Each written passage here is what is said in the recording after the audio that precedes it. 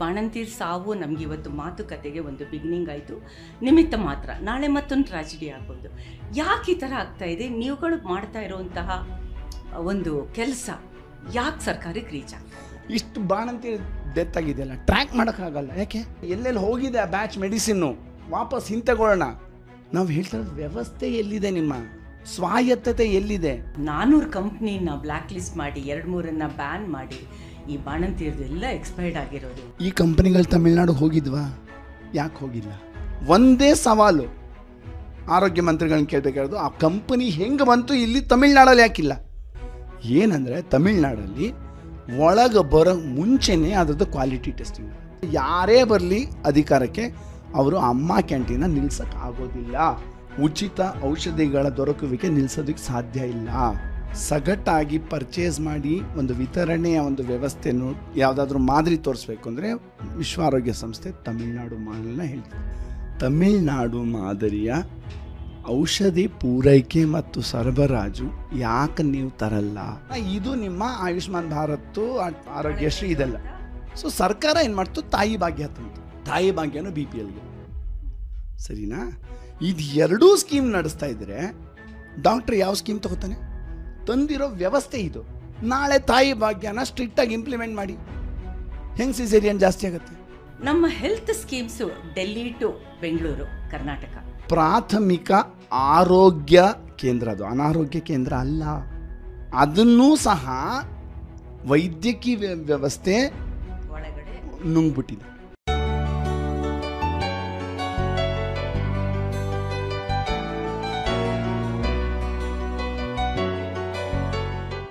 ನಮ್ಮ ಪಾಡ್ಕಾಸ್ಟಲ್ಲಿ ಹೆಲ್ತ್ ಬಗ್ಗೆ ಮಾತಾಡ್ತಾ ಇದ್ದೀವಿ. ಹೆಲ್ತ್ ಅಂತ ಹೇಳಿದ ತಕ್ಷಣ ಸಾಮಾನ್ಯವಾಗಿ ನೆಗಡಿ, ಕೆಮ್ಮು, ಇತ್ತೀಚಿನ ವರ್ಷಗಳಲ್ಲಿ HIV, AIDS ಅಂತೆ, ಅಥವಾ ಕರೋನಾ ಆಗ್ಬೋದು, ಕೋವಿಡ್ ಆಗ್ಬೋದು, ಈ ಥರ ಮಾತಾಡ್ತೀವಿ. BP, ಶುಗರ್ ಅಂತೂ ನಮ್ಮ ವಾಟ್ಸಪ್ಪಲ್ಲಿ ಸಿಕ್ಕಾಪಟ್ಟೆ ಸೇರಿಕೊಂಡಿದೆ. ಆದರೆ ಈ 1 ತಿಂಗಳಿಂದ ಬಳ್ಳಾರಿ, ರಾಯಚೂರು, ದಾವಣಗೆರೆ, ಕೊಪ್ಪಳ, ಈ ಥರ ಕರ್ನಾಟಕದಲ್ಲಿ ಬೇರೆ ಬೇರೆ ಬೇರೆ ಆಸ್ಪತ್ರೆಗಳಲ್ಲಿ ಬಾಣಂತಿಯರ ಸಾವು ತುಂಬ ಜಾಸ್ತಿ ಆಗ್ತಾಯಿದೆ. ಎಷ್ಟರ ಮಟ್ಟಿಗೆ ಅಂತಂದರೆ, ನೀವು TV ಆನ್ ಮಾಡಿದ ತಕ್ಷಣ ಹೆಚ್ಚು ಕಡಿಮೆ ಫಸ್ಟ್ ನ್ಯೂಸ್ ಆಗಿ ಬರ್ತಾ ಇದೆ. ಹೌದು, ಇದಕ್ಕೆ ಒಂದು ವಿಸಿಬಿಲಿಟಿ ಸಿಕ್ಕಿದೆ, ಪಬ್ಲಿಸಿಟಿ ಸಿಕ್ಕಿದೆ. ಸರ್ಕಾರ ಕೂಡ ನಾವು ಮೆಷರ್ಸ್ನ ತಗೋತೀವಿ ಅಂತ ಹೇಳಿರೋದುಂಟು. ಮತ್ತು ನಮ್ಮ ಹೆಲ್ತ್ ಮಿನಿಸ್ಟರು ಕೂಡ ಫಾರ್ಮಸ್ಯೂಟಿಕಲ್ ಕಂಪ್ನೀಸ್ನ ಅದನ್ನು ತಪಾಸಣೆ ಮಾಡಿದ್ದಾರೆ. ಎಲ್ಲಿ ಲೀಕ್ ಆಗಿದೆ, ಯಾವ್ಯಾವ ಮೆಡಿಸಿನ್ಸಿಂದ ಹೀಗಾಗಿದೆ ಅಂದ್ಬಿಟ್ಟು ಕೆಲವು ಮೆಡಿಸಿನ್ಸ್ನ ಫಾರ್ಮಸ್ಯೂಟಿಕಲ್ ಕಂಪ್ನೀಸ್ನ ಕೂಡ ಬ್ಯಾನ್ ಮಾಡಿರೋದು ಉಂಟು. ಇದೆಲ್ಲನೂ ಈಗ ಸದ್ಯಕ್ಕೆ ಒಂಥರ ಕ್ರೈಮ್ ನ್ಯೂಸ್ ಅನ್ನೋ ಹಾಗೆ ಬಾಣಂತಿಯರ ಸಾವು ಹೋಗ್ತಾ ಇದೆ. ಆದರೆ ಇದಕ್ಕೂ ಮೀರಿದಂತಹ ಸುದ್ದಿನ ನಾವು ಇವತ್ತು ಮಾತಾಡ್ತಾ ಇದ್ದೀವಿ. ಹೆಲ್ತ್ ಅಂದರೆ ಒಟ್ಟಾರೆಯಾಗಿ ತಗೋತು ಅಂತ ಹೇಳಿದ್ರೆ ಪ್ರತಿಯೊಂದು ದೇಶಕ್ಕೂ ರಾಜ್ಯಕ್ಕೂ ಇದು ಒಂದು ಚಾಲೆಂಜು ಹೌದು. ಮತ್ತು ಇದರಲ್ಲಿ ಒಂದು ಕ್ರಿಯೇಟಿವಿಟಿ ಕೂಡ ಬೇಕಾಗುತ್ತೆ. ಸುಮ್ಮನೆ ಏನೋ ಒಂದು ಕಾಯಿಲೆ ಬಂದಾಗ ಈ ಥರ ಔಟ್ಬರ್ಸ್ಟ್ ಆದಾಗ ಅದ್ರ ಬಗ್ಗೆ ಮಾತಾಡಿ ಬಿಟ್ಬಿಡೋವಂಥದ್ದಲ್ಲ. ಆಗ ನಮ್ಮ ರೆಪ್ರೆಸೆಂಟೇಟಿವ್ಸ್ ಇರ್ತಾರಲ್ಲ, MLA MLCಗಳು, ಈ ಆಸ್ಪತ್ರೆಗೆಲ್ಲ ಹೋಗಿ ಅಲ್ಲಿ ಎಲ್ಲ ಥರನೂ ಫೆಸಿಲಿಟೀಸ್ ಇದೆ, ನೀವೇನು ಯೋಚನೆ ಮಾಡಬೇಕಾಗಿಲ್ಲ ಅಂತ ಒಂದು ಸರ್ಟಿಫೈ ಮಾಡ್ತಾರೆ. ನೋ, ಹೆಲ್ತು ಅಷ್ಟಕ್ಕೆ ಸೀಮಿತ ಆಗಿಲ್ಲ, that is something beyond that ಅಂತ ನಮ್ಮ WHO ವಿಶ್ವ ಆರೋಗ್ಯ ಸಂಸ್ಥೆ ಕೂಡ ಹೇಳಿದೆ. ಆರೋಗ್ಯ ಮತ್ತು ವೆಲ್ನೆಸ್ ಅಂತ ಕೂಡ ನಾವು ಡಿಫೈನ್ ಮಾಡಿದ್ವಿ. ವೆಲ್ನೆಸ್ ಅನ್ನೋ ಪದ ಸ್ಪೆಷಲಿ ಆಫ್ಟರ್ ಕೋವಿಡ್ ಜಾಸ್ತಿ ನಾವು ಯೂಸ್ ಮಾಡ್ತಾ ಇದ್ದೀವಿ. ಹಾಗಿದ್ರೆ ಇದಕ್ಕೆ ಒಂದು ಗೈಡ್ಲೈನ್ಸ್ ಇದೆಯಾ, ಬೌಂಡ್ರಿ ಇದೆಯಾ, ಹೊಸ ಚಿಂತನೆ ಇದೆಯಾ ಅಂತ ತಗೋತು ಅಂತ ಹೇಳಿದರೆ ಒಂದು ಗ್ಲೋಬಲ್ ಲೆವೆಲಲ್ಲೇ ಇದನ್ನು ಯೋಚನೆ ಮಾಡಿರೋದು. ಮತ್ತು ಅದರಲ್ಲಿ ಭಾರತ ಕೂಡ 1980ರಲ್ಲಿ ಅಂತ ಅನಿಸುತ್ತೆ ಅಲ್ಲಿ ಆಲ್ಮಾ ಆಟ 70 ಅದರಲ್ಲಿ ಒಂದು ಅಗ್ರಿಮೆಂಟ್ ಕೂಡ ಮಾಡಿತ್ತು. ಇನ್ನೊಂದು 15-20 ವರ್ಷದಲ್ಲಿ ನಾವು ಭಾರತನ ಏನು ರೋಗಮುಕ್ತ ಭಾರತ ಮಾಡ್ತೀವಿ ಅಂತ. ಅದಾಗಲಿಲ್ಲ. 2000ಅಲ್ಲಿ ಮಿಲಿನಿಯಮ್ ಡೆವಲಪ್ಮೆಂಟ್ ಗೋಲ್ಸ್ ಬಂತು. ಅದರಲ್ಲಿ ಕೂಡ ಅಲ್ಲಿ ಗೋಲ್ ನಂಬರ್ 5 ಆಗಿತ್ತು ಆರೋಗ್ಯಕ್ಕೆ. ಯಾವ ರೀತಿ ಒಟ್ಟಾರೆಯಾಗಿ ಸಾರ್ವಜನಿಕವಾಗಿ ಪ್ರತಿಯೊಬ್ಬರು ಕೂಡ ಹೆಲ್ತಿಯಾಗಿ ಆರೋಗ್ಯವಾಗಿ ಇರಬೇಕು ಅಂತ ಮಾಡಿಕೊಂಡ್ರು. ಅಲ್ಲೂ ನಾವು ಫೇಲ್ ಆಗೋದ್ವಿ. 2015ರಲ್ಲಿ ಇನ್ನೊಂದು ಬಂತು, SDG ಅಂತ, ಸಸ್ಟೈನಬಲ್ ಡೆವಲಪ್ಮೆಂಟ್ ಗೋಲ್ಸ್ ಅಂತ. ಅದರಲ್ಲಿ 5ರಿಂದ 3ನೇ ಸ್ಥಾನಕ್ಕೆ ಆರೋಗ್ಯ ಪ್ರಮೋಟ್ ಆಯಿತು. ಅದರಲ್ಲಿ ಏನು ಹೇಳ್ಕೊಂಡಿದೆ ನಾವು ಅಥವಾ ಭಾರತ ಇಂಡಿಯಾ ಅಂತ ಅನ್ನೋದಾದರೆ ಬೈ 2030ಗೆ ನಾವೆಲ್ಲ ಕಡೆದು ಕಟ್ಟೆ ಹಾಕಿ ಇಲ್ಲೇನೂ ರೋಗ ರುಜಿನ ಇಲ್ಲದೆ ಇರೋ ಹಾಗೆ ಪ್ರತಿಯೊಬ್ಬರಿಗೂ ಆರೋಗ್ಯ ಫೆಸಿಲಿಟೀಸು ಎಲ್ಲ ಸಿಗೋ ಹಾಗೆ ಮಾಡ್ತೀವಿ ಅಂತ ಹೇಳ್ಕೊಂಡಿತ್ತು. 2015 ಆಯಿತು. 2017 ನಮ್ಮ ಜರ್ನಲಿಸ್ಟ್ಗಳಿಗೆ ಒಂದು ದೊಡ್ಡದಾಗಿ ಒಂದು ವಾರ ಟ್ರೈನಿಂಗ್ ಪ್ರೋಗ್ರಾಮ್ ಕೊಟ್ಟರು. ಹೌ ಟು ಅಂಡರ್ಸ್ಟ್ಯಾಂಡ್ ಸಸ್ಟೈನಬಿಲಿಟಿ, ಸುಸ್ಥಿರತೆ ಅನ್ನೋದನ್ನು ಇದನ್ನು ಡೆಲ್ಲಿನಲ್ಲಿ ಸ್ಮಾರ್ಟ್ ಸಂಸ್ಥೆ ಮಾಡ್ತು. ಇದರಲ್ಲಿ ನಾವು ಕೂಡ ಸಾರ್ಥಿ ಸಂಸ್ಥೆ ಕೂಡ ಹೋಗಿದ್ವಿ, ಅರ್ಥ ಮಾಡ್ಕೊಂಡ್ವಿ. ಮತ್ತು ಇದನ್ನು ಒಂದು ಕ್ರೈಮ್ ಸ್ಟೋರಿ ಥರನೋ ಅಥವಾ ಒಂದು ಗೌರ್ಮೆಂಟ್ ಜೊತೆಗೆ ಗಲಾಟೆ ಮಾಡಿ ಜಗಳ ಮಾಡಿ ಕವರ್ ಮಾಡೋವಂಥ ಸುದ್ದಿ ಅಲ್ಲ. ಹೆಲ್ತ್ ಅಂತ ಬಂದಾಗ, ಎಜುಕೇಷನ್ ಅಂತ ಬಂದಾಗ, ಜೆಂಡರ್ ಅಂತ ಬಂದಾಗ ಒಂದಕ್ಕೊಂದು ಹೆಣ್ಕೊಂಡಿರೋ ಸಬ್ಜೆಕ್ಟ್ ಇದು. ಎಲ್ಲ ಇಂಟರ್ಲಿಂಕ್ಡ್ ಅದು. ಯಾವುದನ್ನೇ ಆಗಿ ನಾವು ಸಪ್ರೇಟಾಗಿ ಐಸೋಲೇಟಾಗಿ ನೋಡೋಕ್ಕಾಗಲ್ಲ. ಈಗ ಕಮಿಂಗ್ ಬ್ಯಾಕ್ ಟು ಇವಾಗ ನಡೀತಾ ಇರುವಂತಹ ಬಾಣಂತಿಯರ ಸಾವು ಆಗಬಹುದು, ಮಕ್ಕಳದಾಗಬಹುದು, ಮತ್ತು ನಮ್ಮ ಹೆಲ್ತ್ ಇನ್ಫ್ರಾಸ್ಟ್ರಕ್ಚರ್ ಇನ್ PHC ಸೆಂಟರ್, ಪ್ರಾಥಮಿಕ ಆರೋಗ್ಯ ಕೇಂದ್ರ PHU ಇಲ್ಲಿ ಹೇಗಿದೆ, ಒಟ್ಟಾರೆಯಾಗಿ ಯಾವ ರೀತಿ ಆಯುಷ್ಮಾನ್ ಭಾರತ್ ಇದೆ, ಆರೋಗ್ಯ ಕರ್ನಾಟಕ ಇದೆ, ನಮ್ಮಲ್ಲಿ ಸ್ಕೀಮ್ಸ್ ಇವೆ, ಅದನ್ನು ಲಾಂಚ್ ಮಾಡ್ತಾರೆ, ಸಿಕ್ಕಾಪಟ್ಟೆ ದುಡ್ಡು ಅದಕ್ಕೆ ಖರ್ಚಾಗುತ್ತೆ. ಇಷ್ಟೆಲ್ಲ ಆಗಿ ಅಡ್ವರ್ಟೈಸ್ಮೆಂಟು ಇರುತ್ತೆ, ಎಲ್ಲ ಇರುತ್ತೆ. ಆದರೆ ಪೇಷಂಟ್ಸು, ಜನ ಆಸ್ಪತ್ರೆಗೆ ಡಾಕ್ಟ್ರ್ ಹತ್ರ ಹೋದಾಗ ಎಷ್ಟರ ಮಟ್ಟಿಗೆ ಅವರಿಗೆ ಔಷಧಿ ಸಿಗುತ್ತೆ, ಗೈಡೆನ್ಸ್ ಸಿಗುತ್ತೆ, ಚಿಕಿತ್ಸೆ ಸಿಗುತ್ತೆ ಅನ್ನೋದು ನಮಗೆ ಇಂಪಾರ್ಟೆಂಟ್ ಆಗುತ್ತೆ. ಸಿಗಲ್ಲ ಅನ್ನೋದು ನೀವು ಕಾರ್ಯಕ್ರಮನ ಕೇಳ್ತಾ ಇರೋರು, ಪಾಡ್ಕಾಸ್ಟ್ನವರು, ನಿಮಗೂ ಗೊತ್ತಾಗುತ್ತೆ, ನಮಗೂ ಗೊತ್ತಿದೆ. ಆದರೆ ಇದನ್ನು ಕ್ವಶನ್ ಹೆಂಗೆ ಮಾಡೋದು ಅದು ಬಹಳ ಇಂಪಾರ್ಟೆಂಟ್ ಆಗುತ್ತೆ. ಬಿಕಾಸ್ ಈಗ ಮಹಿಳಾ ಆಯೋಗ ಮೊನ್ನೆ ರೀಸೆಂಟಾಗಿ ನಮ್ಮ CMಗೆ ಒಂದು ರಿಪೋರ್ಟ್ ಕೊಟ್ಟಿದ್ದಾರೆ, ಅದರದ್ದು ಅಧ್ಯಕ್ಷೆ. ಅದರಲ್ಲಿ ಮಾಮೂಲಿ ನೀವೇನು ಅಂದ್ಕೊಂಡಿದ್ದೀರೋ, ನಾವೇನು ಅಂದ್ಕೊಂಡಿದ್ದೋ ಅದೇ ಥರ PHC ಸೆಂಟರ್ ನಾವು ಹಿಂಗೆ ಮಾಡ್ತೀವಿ, ಹಂಗೆ ಮಾಡ್ತೀವಿ ಅಂತ ಕೊಟ್ಟಿದ್ದಾರೆ. ಅದನ್ನು ನಾವೇನು ವಿಸಿಟ್ ಮಾಡದೆ ಕೂಡ ಕೊಡೋವಂತಹ ರಿಪೋರ್ಟ್ ಅದು. ಮಹಿಳಾ ಆಯೋಗಕ್ಕೂ ಆರೋಗ್ಯಕ್ಕೂ ಎಷ್ಟರ ಮಟ್ಟಿಗೆ ಒಂದು ಅಂಡರ್ಸ್ಟ್ಯಾಂಡಿಂಗ್ ಇದೆ, ಲಿಂಕ್ ಇದೆ ಅನ್ನೋದೊಂದು ಬರುತ್ತೆ. ಮಹಿಳಾ ಆಯೋಗಕ್ಕೆ ಎಷ್ಟರ ಮಟ್ಟಿಗೆ ಒಂದು ಸುವಮೋಟೋ ಕೇಸ್ ಹಾಕೋಕ್ಕೂ ಕೂಡ ಅದಕ್ಕೆ ಪವರ್ ಇಲ್ಲ. ಆಯೋಗ ಆವಾಗ ಶುರು ಮಾಡಿದ್ದು ಒಂದು 15-20 ವರ್ಷದ ಹಿಂದೆ. ಈಗ ಅದು ಪುನಃ ಹೇಗೆ ಅದನ್ನು ಟ್ರಾನ್ಸ್ಫಾರ್ಮ್ ಮಾಡ್ಕೊಂಡಿದೆ ಇವತ್ತಿನ ಲೈಫ್ ಸ್ಟೈಲ್ಗೆ, ಹೊಸ ಚಾಲೆಂಜಸ್ಗೆ ಅನ್ನೋದು ಕೂಡ ಇಂಪಾರ್ಟೆಂಟ್ ಆಗುತ್ತೆ. ಈಗ ಇಷ್ಟೆಲ್ಲ ನಾನು ಯಾತಕ್ಕೆ ನಿಮಗೆ ಆರೋಗ್ಯದ ಬಗ್ಗೆ ಹೇಳಿದ್ದು ಅಂತ ಹೇಳಿದ್ರೆ, ಇದನ್ನು ಡಾಕ್ಟರು, ನರ್ಸು, ಆಸ್ಪತ್ರೆ ಇದನ್ನು ಬಿಟ್ಟು ಕೂಡ ಬೇರೆ ರೀತಿಯಲ್ಲಿ ನಾವು ಯೋಚನೆ ಮಾಡಲೇಬೇಕಾಗುತ್ತೆ. ಮತ್ತು ಹೇಗೆ ನಾವು ಯೋಚನೆ ಮಾಡಿರೋದನ್ನು ಒಂದು ವರದಿ ಮೂಲಕ ಒಂದು ಪ್ರೆಷರ್ ಗ್ರೂಪ್ ತರಹ ಕೆಲಸ ಮಾಡೋದಕ್ಕೆ ಸಾಧ್ಯ ಅನ್ನೋದಕ್ಕೆ ಸಾಕಷ್ಟು ರಾಜ್ಯಗಳಲ್ಲಿ ಕೆಲಸ ಮಾಡ್ತಾ ಇದೆ. ಅದೇ ತರಹ ನಮ್ಮಲ್ಲೂ ಕೂಡ ಜನಾನೋಂದನ ಕರ್ನಾಟಕ ಅಂತ, ಈಗ ಅದು SAC ಅಂತ ಆಗಿದೆ. ಆ SAC ಇನ್ಚಾರ್ಜು ಮತ್ತು ಅದನ್ನು ಮೋಟಿವೇಟ್ ಮಾಡಿ ಮುಂದಕ್ಕೆ ತೆಗೆದುಕೊಂಡು ಹೋಗ್ತಿರೋ ಸಾಕಷ್ಟು ಜನದಲ್ಲಿ ಅವತ್ತಿಂದ ಇವತ್ತಿನವರೆಗೂ ನನಗೆ ಬಹಳ ಆತ್ಮೀಯ ಸ್ನೇಹಿತ ಪ್ರಸಾದ್ ಸಾಲಿಗ್ರಾಮ ಇವತ್ತು ನಮ್ಮ ಜೊತೆ ಸ್ಟುಡಿಯೋದಲ್ಲಿ ಇರೋದು ಪಾಡ್ಕಾಸ್ಟ್ ಶೋಗೆ. ಆ್ಯಂಡ್ ಸಾಲಿಗ್ರಾಮ ಅಂತ ಹೆಸರು ಕೇಳಿದ ತಕ್ಷಣ ನಿಮ್ಗೆ ಯಾರೋ ಪುರೋಹಿತರ ಥರ ಇದ್ದಾರೆ ಅಂತ ಅನ್ನಿಸ್ಬಿಡ್ಬೋದು. ಇಲ್ಲ, ಅದು ಅವ್ರ ಊರು. ಕರೆಕ್ಟ್ ಅಲ್ವಾ ಪ್ರಸನ್ನ? ಸಾಲಿಗ್ರಾಮ ನನ್ನ ಹಳ್ಳಿ. ಆ ಹಳ್ಳಿ ನಾನು ಇನ್ನೂವರೆಗೂ ನೋಡೂ ಇಲ್ಲ. ಮೈಸೂರು ಹತ್ರ ಇದೆ, KR ನಗರದ್ದು.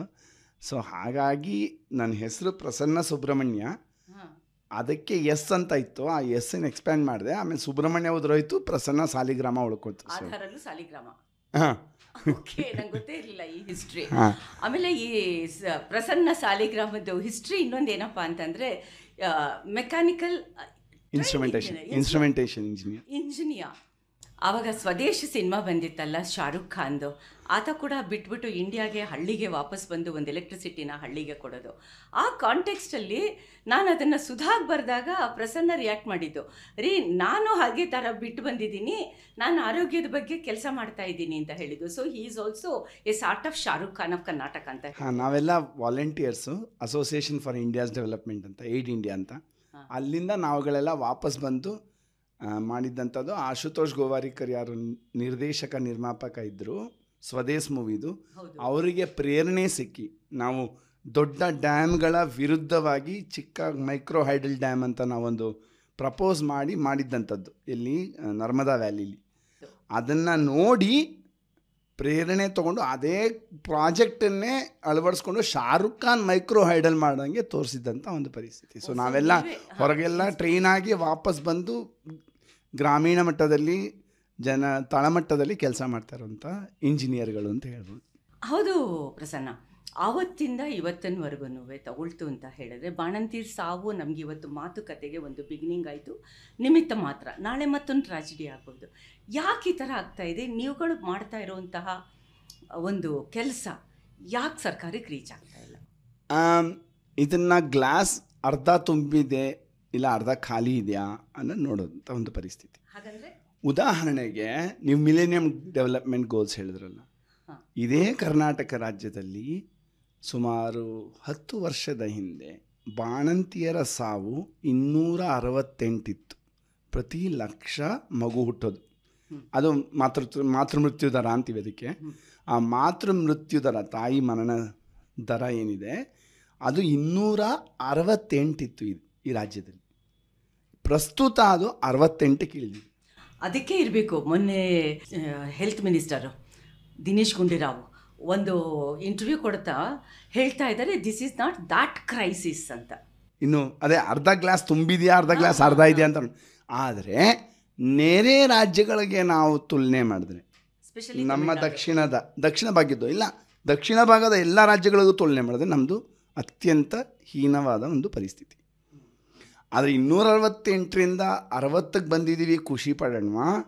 ಇಲ್ಲ, ನಾವು ಎಲ್ಲ ರಾಜ್ಯಗಳಿಗೆ ಒಂದು ತುಲನೆ ಮಾಡಿದ್ರೆ ನಮ್ಮದು ತೀರಾ ಅವಹೇಳನಕಾರಿ ಪರಿಸ್ಥಿತಿ ಅನ್ನೋದನ್ನು ನಾವು ಎತ್ತಿ ಹಿಡಿಯೋಣ.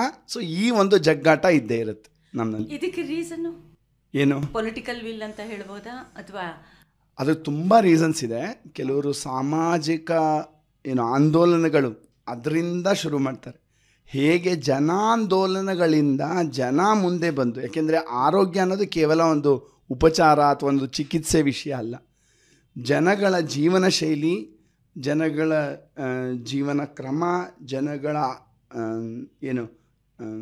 ಇನ್ಕಮ್ ಇದರ ಮೇಲೆ ಬಹಳ ಅವಲಂಬಿತ ಆಗುತ್ತೆ. ಉದಾಹರಣೆಗೆ ನಾವು 66 ಹೇಳ್ತಿದ್ದೀವಲ್ಲ, ಇವತ್ತಿನ ದಿನ ನಾವು ನೋಡಿದ್ರೆ ಉತ್ತರ ಕರ್ನಾಟಕಕ್ಕೂ ದಕ್ಷಿಣ ಕರ್ನಾಟಕಕ್ಕೂ ವ್ಯತ್ಯಾಸ ಇದೆ, ಸರಿನಾ?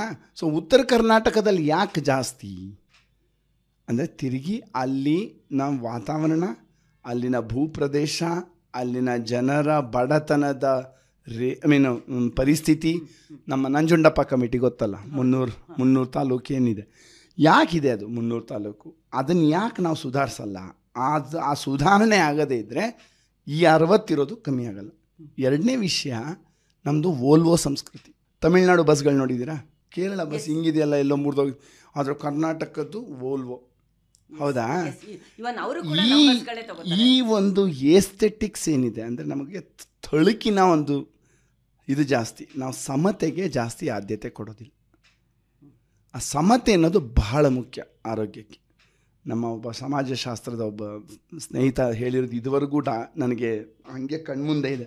ಎಲ್ಲಿವರೆಗೂ ಡಾಕ್ಟರ್ನ ಚರ್ಮದ ಬಣ್ಣ, ಪೇಷಂಟ್ನ ಚರ್ಮದ ಬಣ್ಣ ವ್ಯತ್ಯಾಸ ಇದೆಯೋ ಅಲ್ಲಿವರೆಗೂ ಆರೋಗ್ಯ ಅನ್ನೋದು ಸಿಗೋದಿಲ್ಲ. ಅಂದರೆ ಆ ಅಸಮಾನತೆ ಏನಿದೆ ಸಮಾಜದಲ್ಲಿ, ನಮಗೆ ಸ್ವಲ್ಪ ವೋಲ್ವೋ ಕಲ್ಚರ್ ಜಾಸ್ತಿ.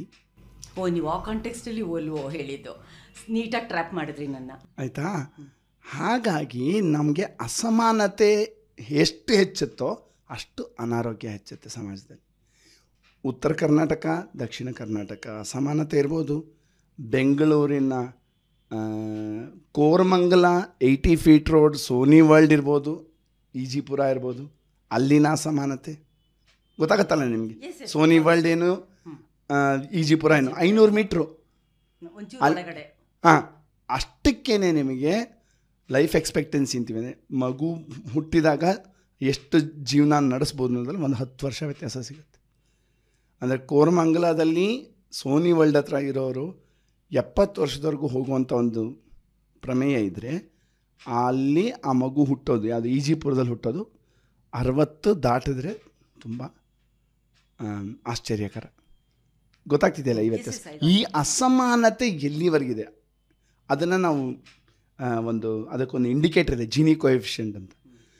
0 to 1 ಇರುತ್ತದು.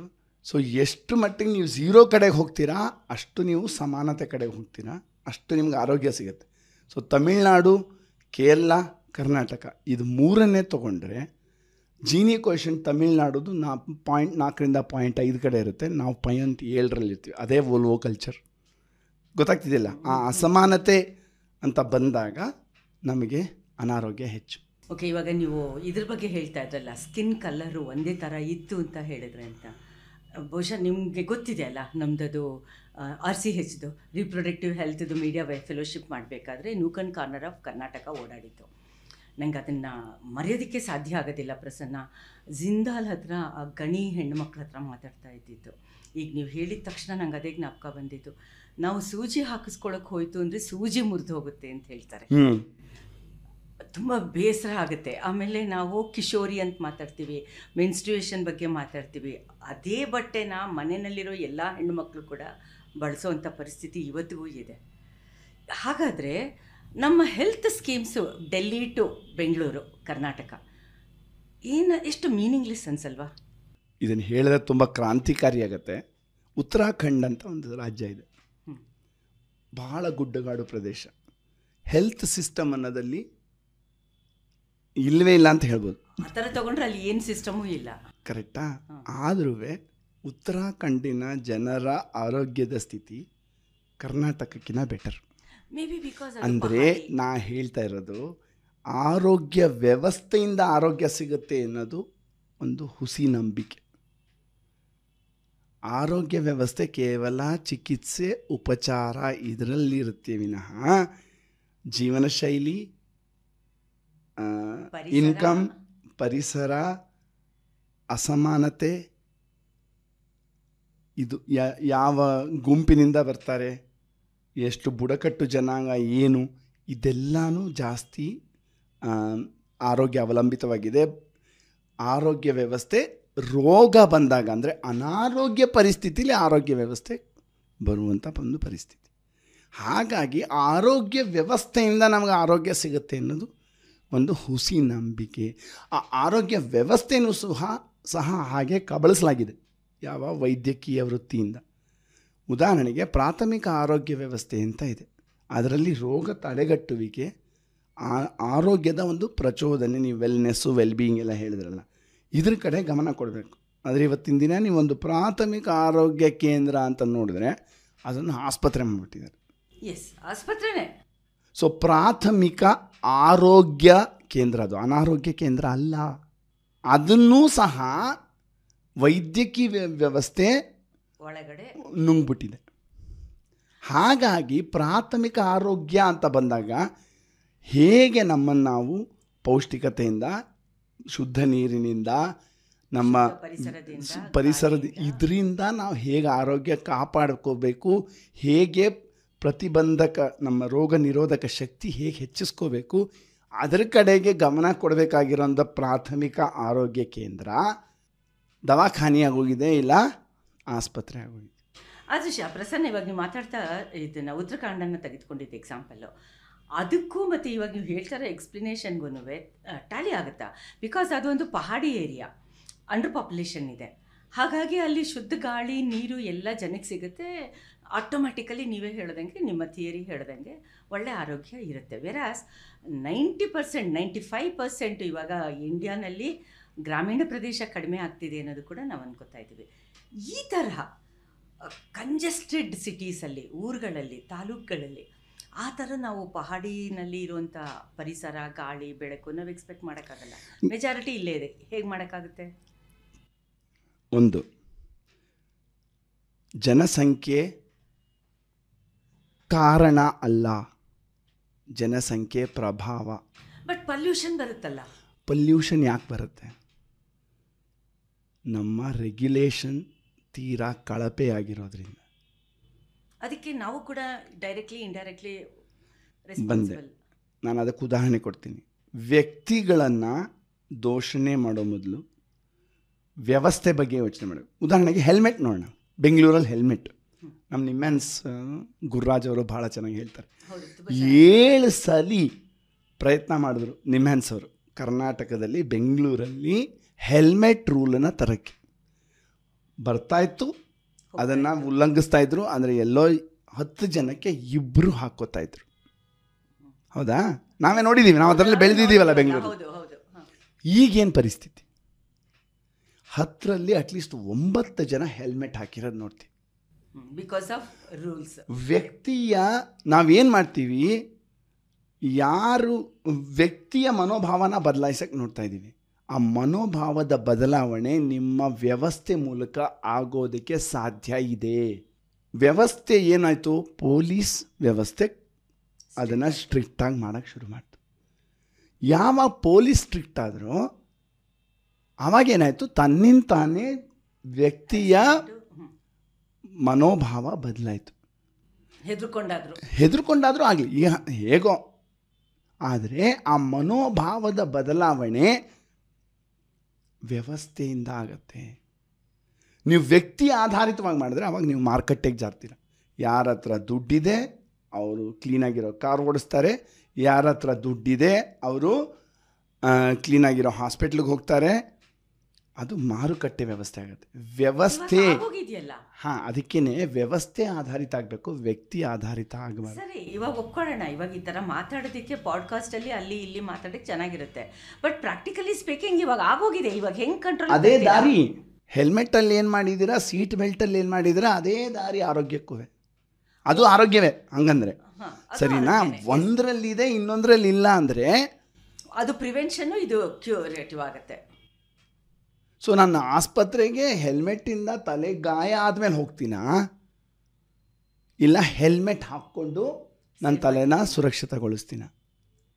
ಆಯಿತು, ಈ ಥಿಯರಿನ ನಾನು ಇನ್ನೆಲ್ಲೂ ಆಕಾಶದಲ್ಲಿ ಹೇಳ್ತಾ ಇಲ್ಲ. ಇದೇ ಬೆಂಗಳೂರು, ಇದೇ ಜನದಟ್ಟಣೆ, ಇದೇ ಟ್ರಾಫಿಕ್ಕು, ಆಕ್ಸಿಡೆಂಟು ಎಕ್ಸೆಟ್ರಾ ಎಲ್ಲ ಸರಿ. ಪ್ರಸನ್ನ, ಒಪ್ಕೋತೀನಿ. ಇವಾಗ ನೀವುಗಳು ತುಂಬ ಸೀರಿಯಸ್ಲಿ ಕೆಲಸ ಮಾಡ್ತಾ ಇದ್ದೀರಾ, ಸಾಕಾಗ್ಬೋದು ನಿಮ್ಮದು ಒಂದು ಆಂದೋಲನ ಮೂಲಕ.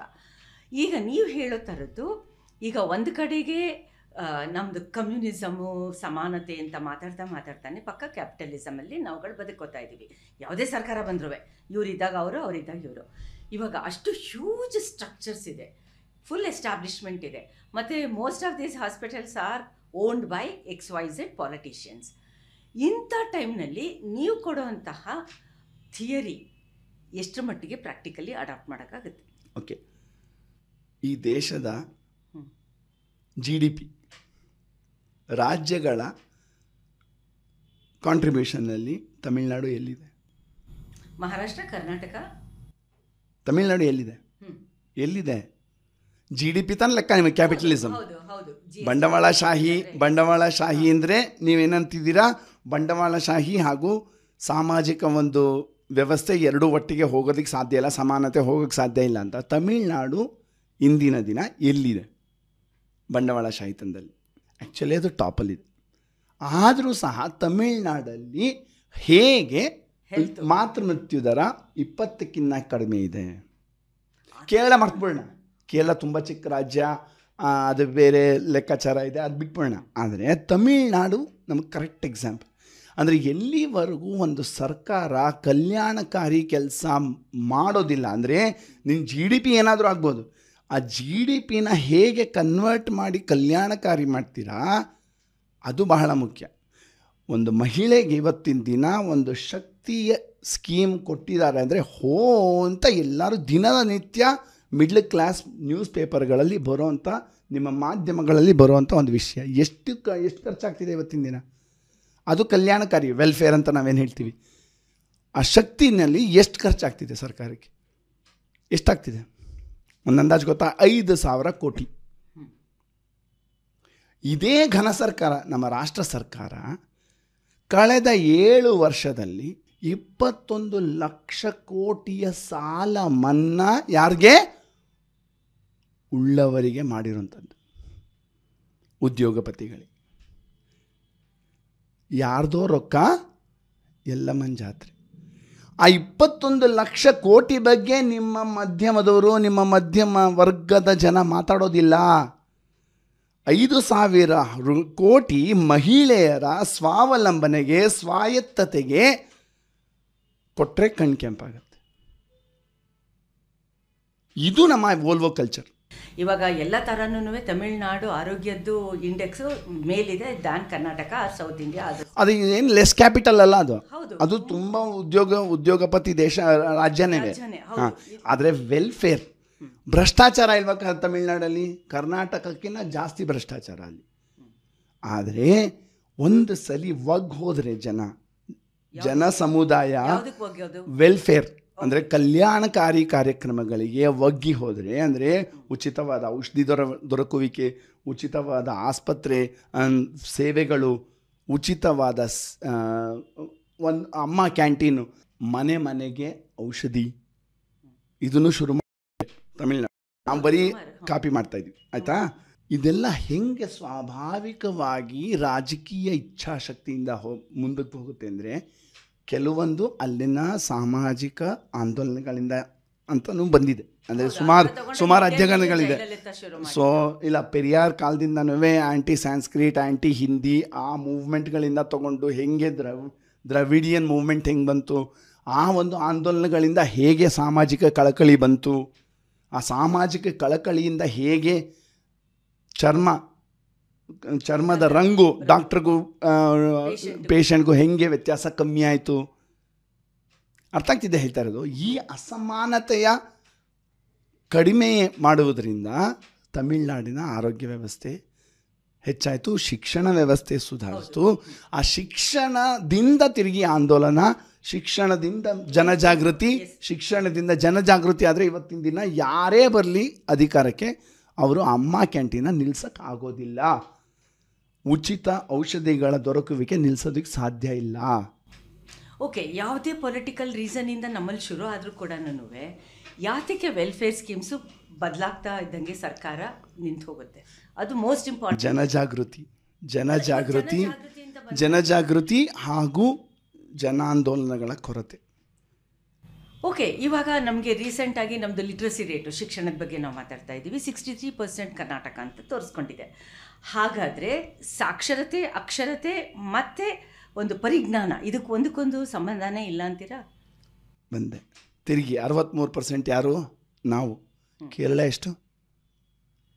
ನಮಗಿಂತ ಜಾಸ್ತಿ. ಸೊ ಮೆಷಿನ ಕಸ ಹಾಕಿದ್ರೆ ಚಿನ್ನ ಹೊರಗೆ ಬರಲ್ಲ, ಕಸವೇ ಹೊರಗೆ ಬರೋದು.